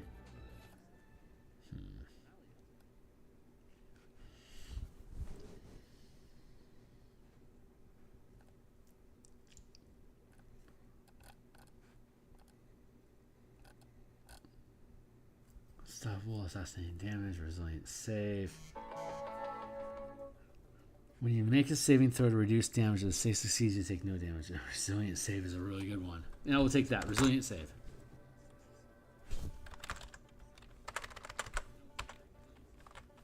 That is a 3rd rank exploit. Yeah.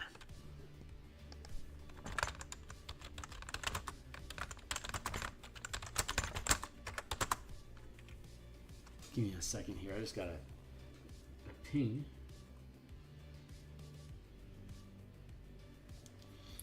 All right. All's good in the world. What time is it? 7:30? We're doing good.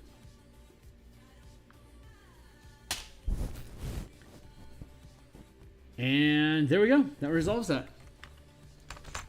And we can now move Way of Mercy. We have Warrior of the Open Hand. Warrior of the Elements.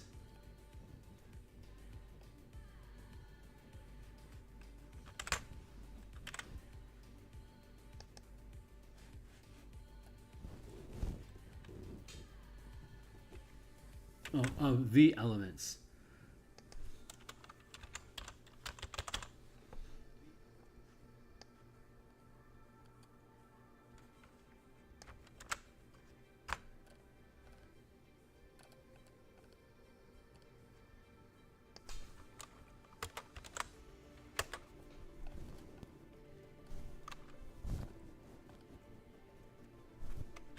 There you go. Warrior of the Elements.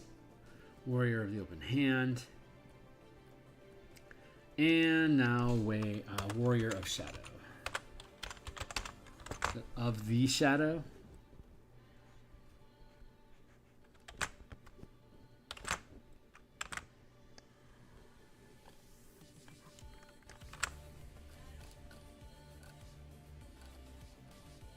There you go. Drop it in here.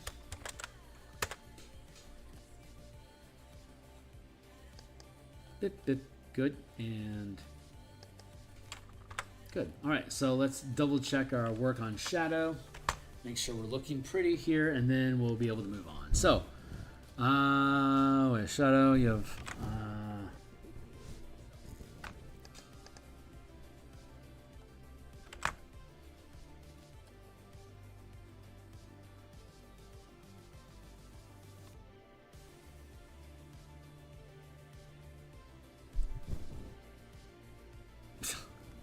see, it's not labeling what levels you get these things. This is really bad. Cloak of Shadow.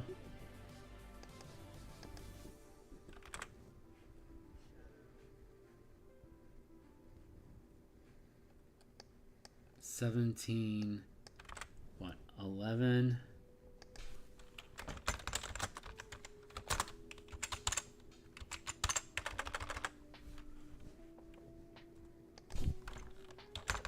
Level 11.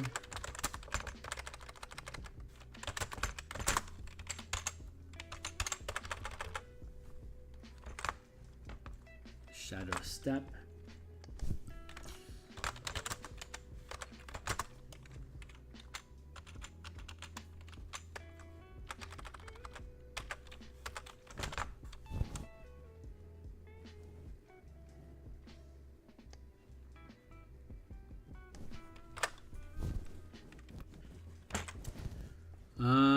Shadow Arts.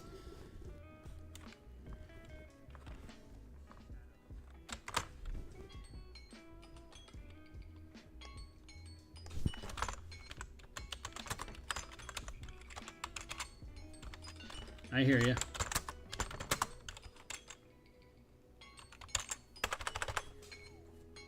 All right, we got another 20 minutes. We'll get the shadow done, and then we'll go through. We'll go back through the front end of the rogue. We'll finish there.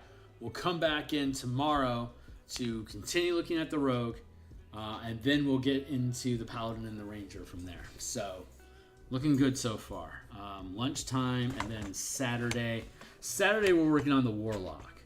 So we'll then have the ranger and the paladin, and any leftover from the rogue. We'll have that all taken care of on Monday, Tuesday, and by Thursday, I'm sure. So by next week, we should have those all wrapped up. And on Saturday, we'll have the warlock taken care of, and we'll start updating the Pacts and Patrons of Ravnica to 2024, as well as the Spell Point Warlocks for 2024. Yeah. Excuse me for a second as I stand up and sit back down.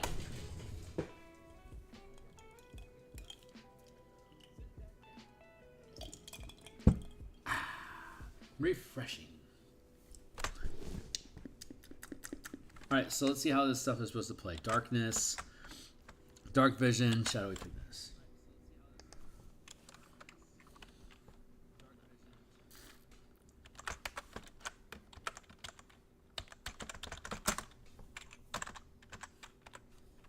Come on, man. Period.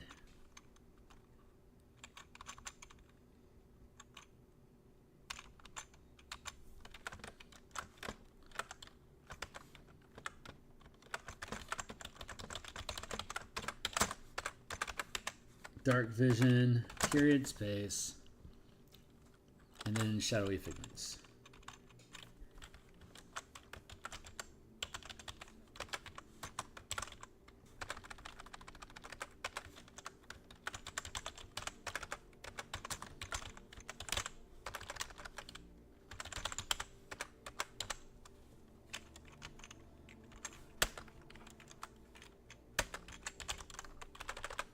Alright, how Shadowy Figments works. You know the minor illusion spell.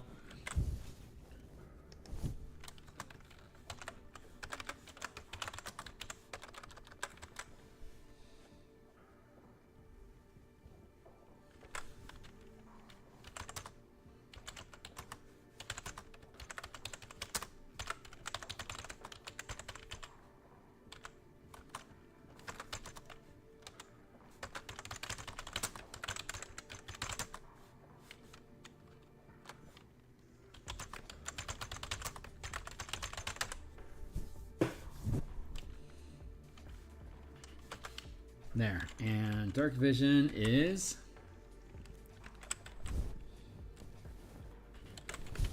you gain Dark Vision with a range of 60 feet. If you already have Dark Vision, extend its distance 60 feet, period.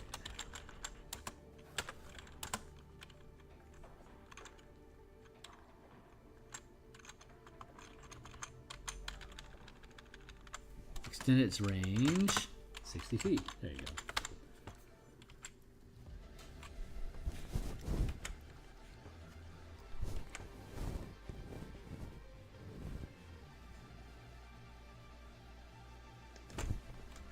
As a sustained, as a first rank sustained power,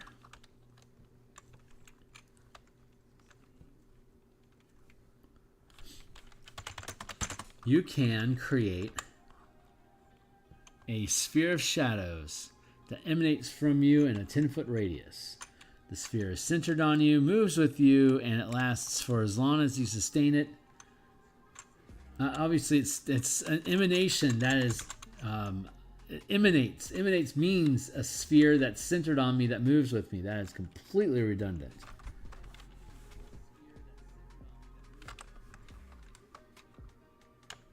And we already know what sustained powers do.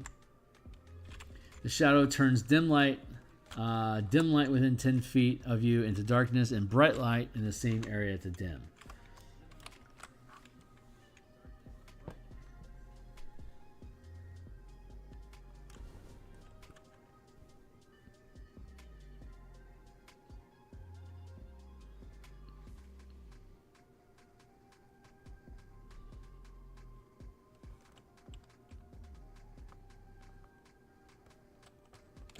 Oh, interesting.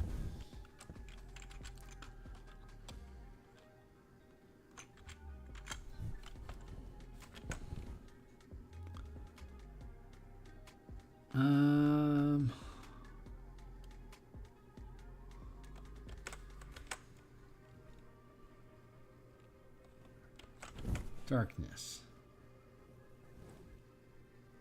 Huh.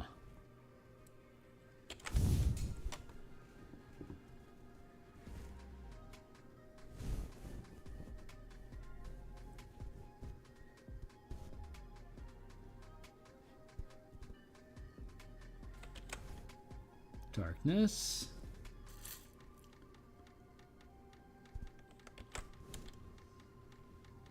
In a 15-foot radius.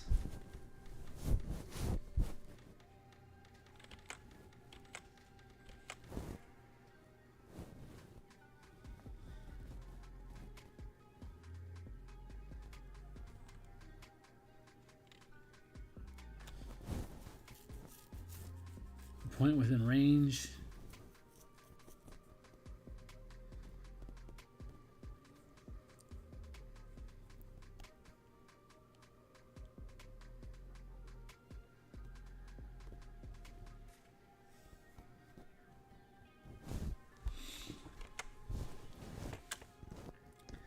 As a first rank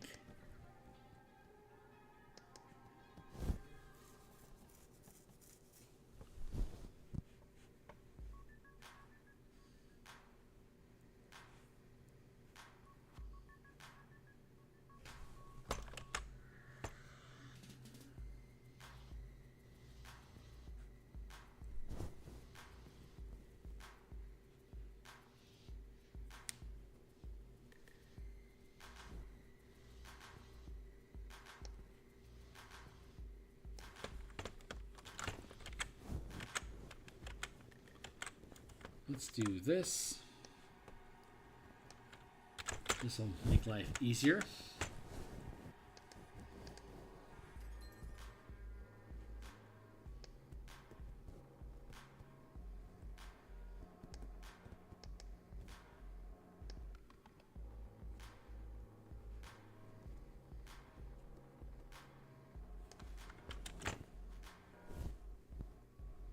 You can cast the Darkness spell without spell components. You can see within the spell's area, and you can cast it when you cast it with this feature. While the spell persists, You can move its area of darkness to a space within 60 feet of yourself at the start of each of your turns. Okay, that's easy enough.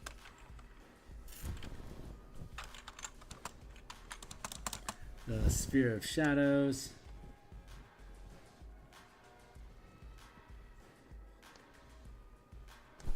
The darkness.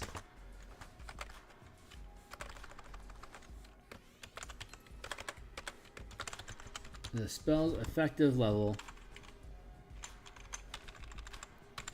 is equal to your max rank of power gained as a monk for determining if a light spell's area will dispel.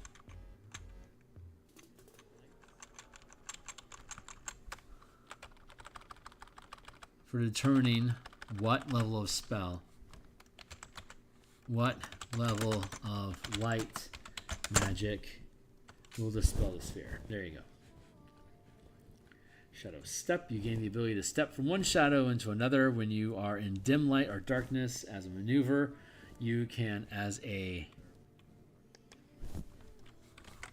free maneuver?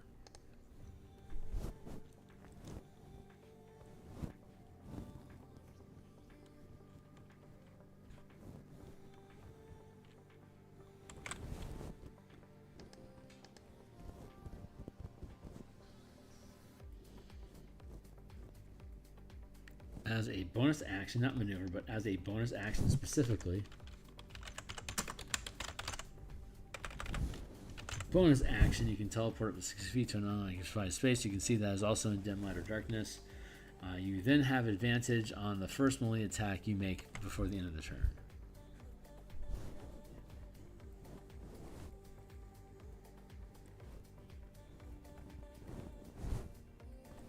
Wait a second.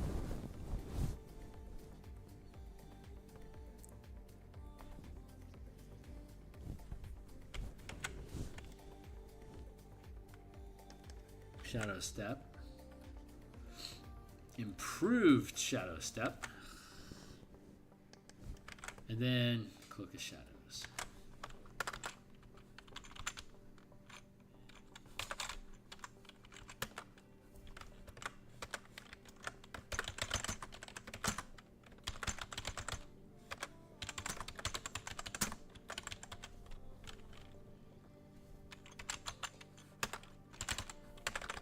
Okay, improved Shadow Step. You can draw on the Shadowfell, connecting to empower your teleportation. When you use your Shadow Step,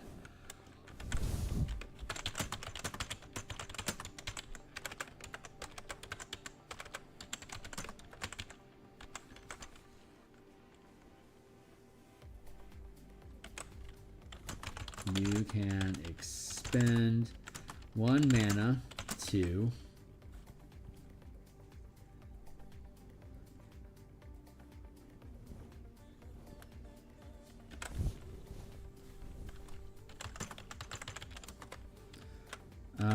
you can spend 1 mana to ignore the requirement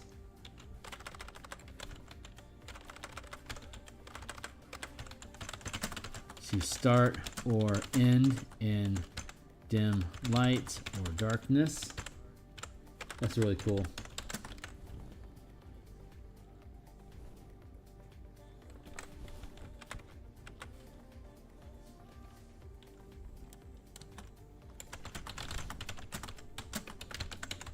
That use of Shadow Step.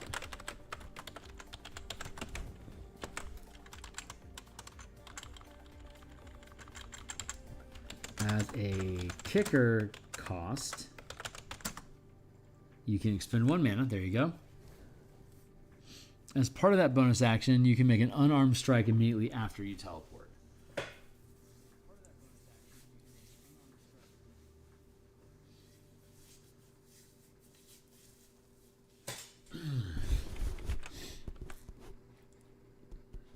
One second, I have a solution to this.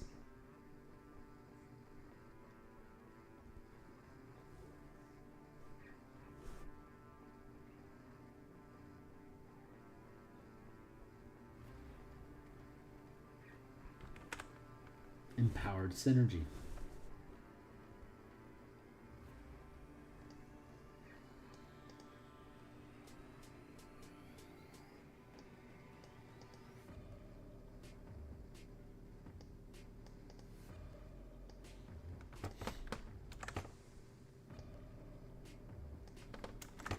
Ambush, Skulker, Empowered Synergy.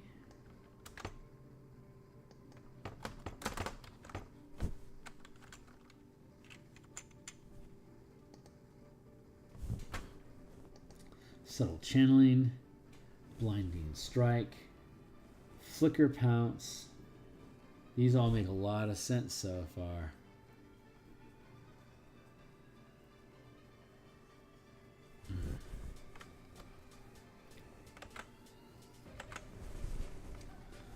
Empowered Synergy. We'll figure that out in a second. But I need an Empowered Synergy to improve Shadow Step. When you use your Shadow Step as a kicker cost, you can expend 1 mana to ignore the requirement to start or end in dim light with darkness for use of this for use of Shadow Step, and you can gain the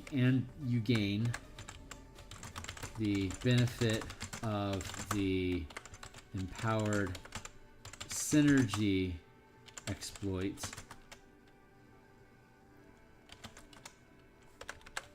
without expending any additional mana.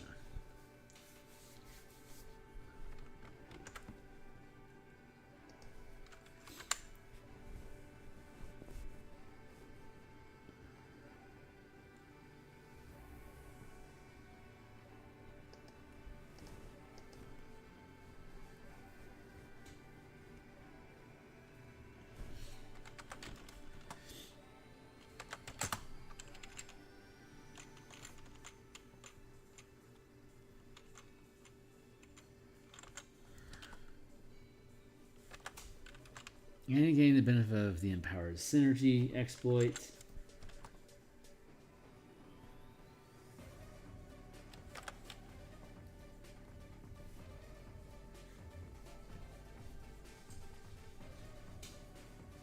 Yeah, that feels good. Okay, so the last thing we have to worry about is Cloak of Shadow. Yeah, and then we'll be done. Now we'll look at Rogue real quick, then we'll be done. Cloak of Shadow. As a magic action, while entirely within dim light or darkness, you can expend 3 mana to shroud yourself with shadows for 1 minute until you have the incapacitated condition or until you end your turn in bright light.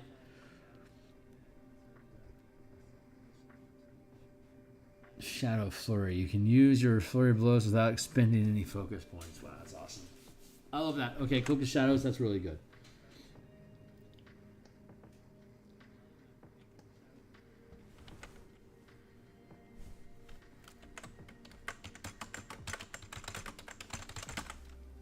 As a magic action, not capitalized.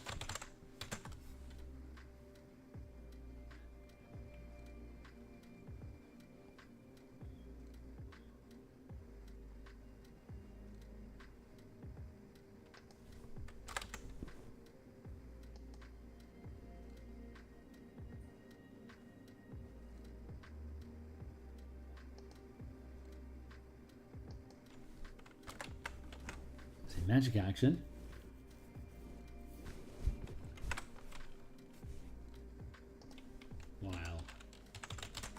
Entirely within dim light or darkness,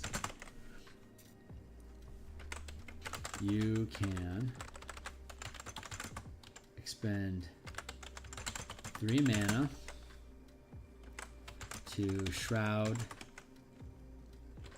yourself within shadows.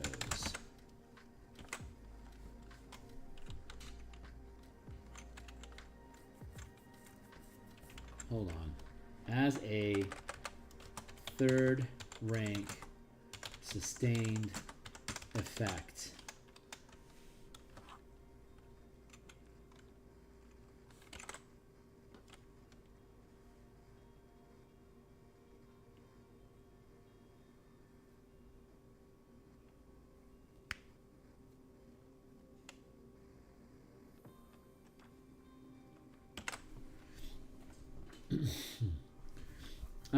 as a 3rd rank sustained effect, while entirely within dim light or darkness, You can expend 3 mana to shroud yourself.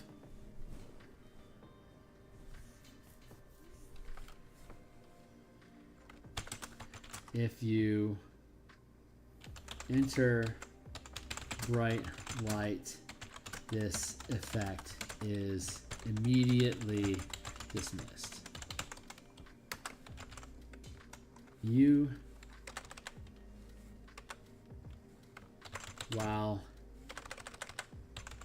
you remain shrouded in shadows this way.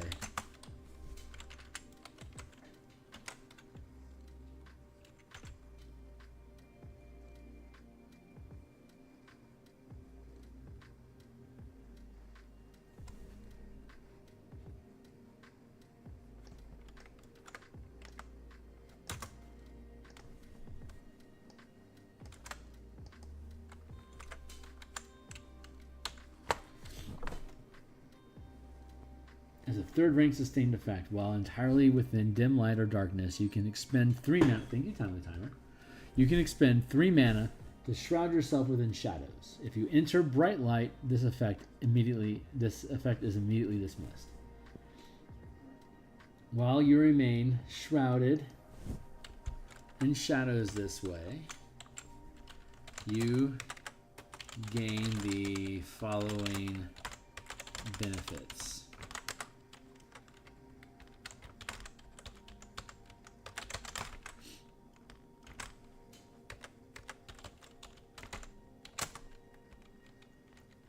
Invisibility. You have the invisible condition.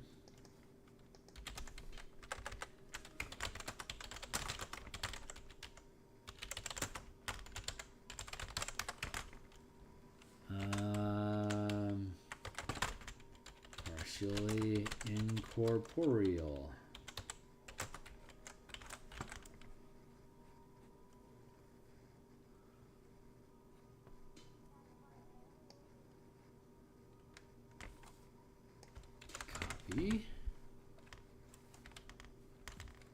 Paste. Cut. Paste.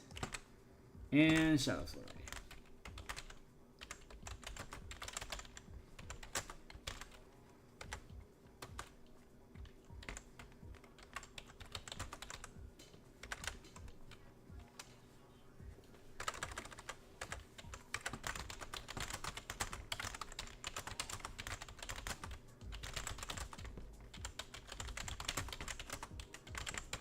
You can use Flurry Blows without expending any mana. There you go, period. And we already did the rest. Elements, just did it. Open hand, just did it. Those are all done. Now we're back to the Rogue. Sneak attack, these can't. Power, precision, cunning action. Cunning power, 5. Cunning power, 11. Cunning power... 14 is so weird.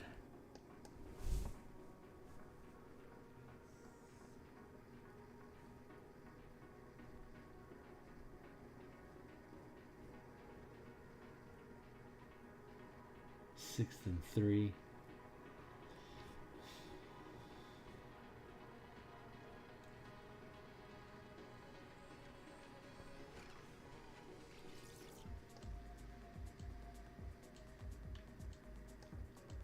Let's go down and look at cunning power real quick.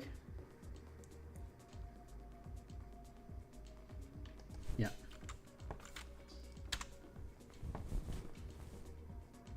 Five, 11, 17. Oh, that's 8. 5 to 11. No, 17, that's 6. That's right. 5 plus 6 is 11. Plus 6, yeah. That was the only change we needed to make.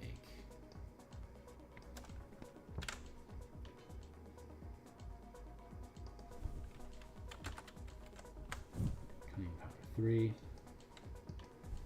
AS.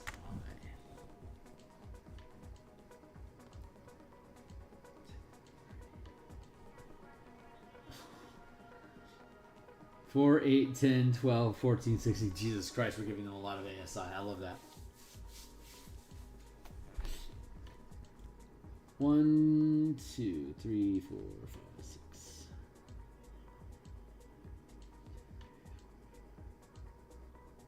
6. Let's go up to the fighter.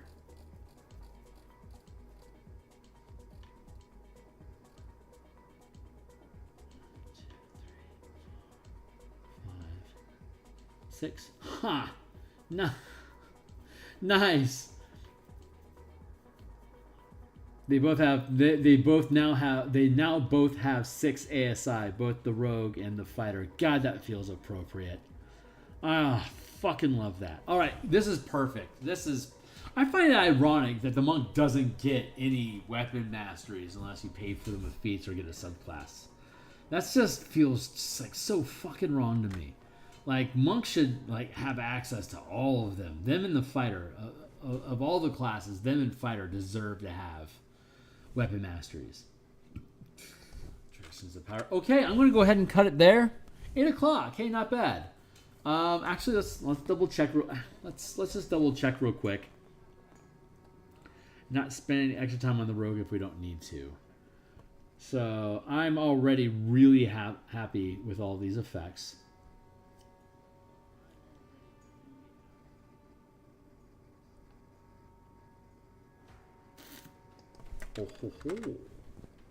Oh, we will need to spend some time on you. Okay, so the thief. Yeah. We've got useful stuff that we can do here. Soul knife is probably going to be fine, but we have not built the arcane trickster again. We have not revisited the assassin. We built the soul knife, but I am open to rebuilding it. Thief. We don't have any update revisions. We might need to go in and change it. So yeah, we're gonna come back tomorrow. I'm gonna log out and get some Eberron page layout stuff done. But yeah, when we come back tomorrow, we'll glaze through. We'll start with the Arcane Trickster and get it to work like the Eldritch Knight does above, and then we'll revisit the Assassin, the Soul Knife. And if we can finish all 4 of these subclasses tomorrow, unlikely, but if we can finish them all tomorrow, then that means on Monday, when we come back Monday night, we'll be able to work on both the Paladin and the Ranger. So I am very, very excited about that. And we'll have a chance to see if any of the oaths were revised. Oaths of the Paladin was revised, requiring additional changes. So... man, I am really excited. This is all just clipping into place very nicely. Man, I'm really excited about this. I will see y'all tomorrow in the morning for Eberron art. Like, subscribe, bell icons to get notifications.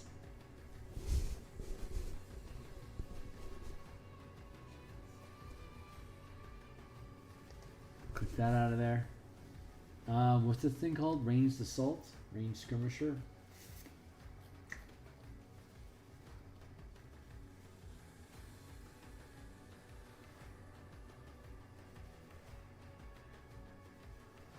Yeah, Ranged Skirmisher.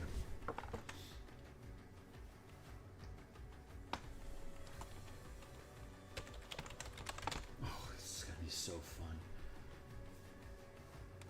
All right, guys, that's it. Yeah, I'm out of here. Check out the books I have down below. They all have free previews. If you think they're cool, you aren't buying them to get access to the information. You're buying them to encourage more behavior like those that you read. So thanks for a lot for everyone being here. Catch me on Discord or on my Patreon if you're interested in participating in playtesting. We'll be beginning playtesting in a mega dungeon crawl starting at 3rd level when we come back with this system in November. So stay tuned for that stuff too. Catch you then. Later, guys. Bye.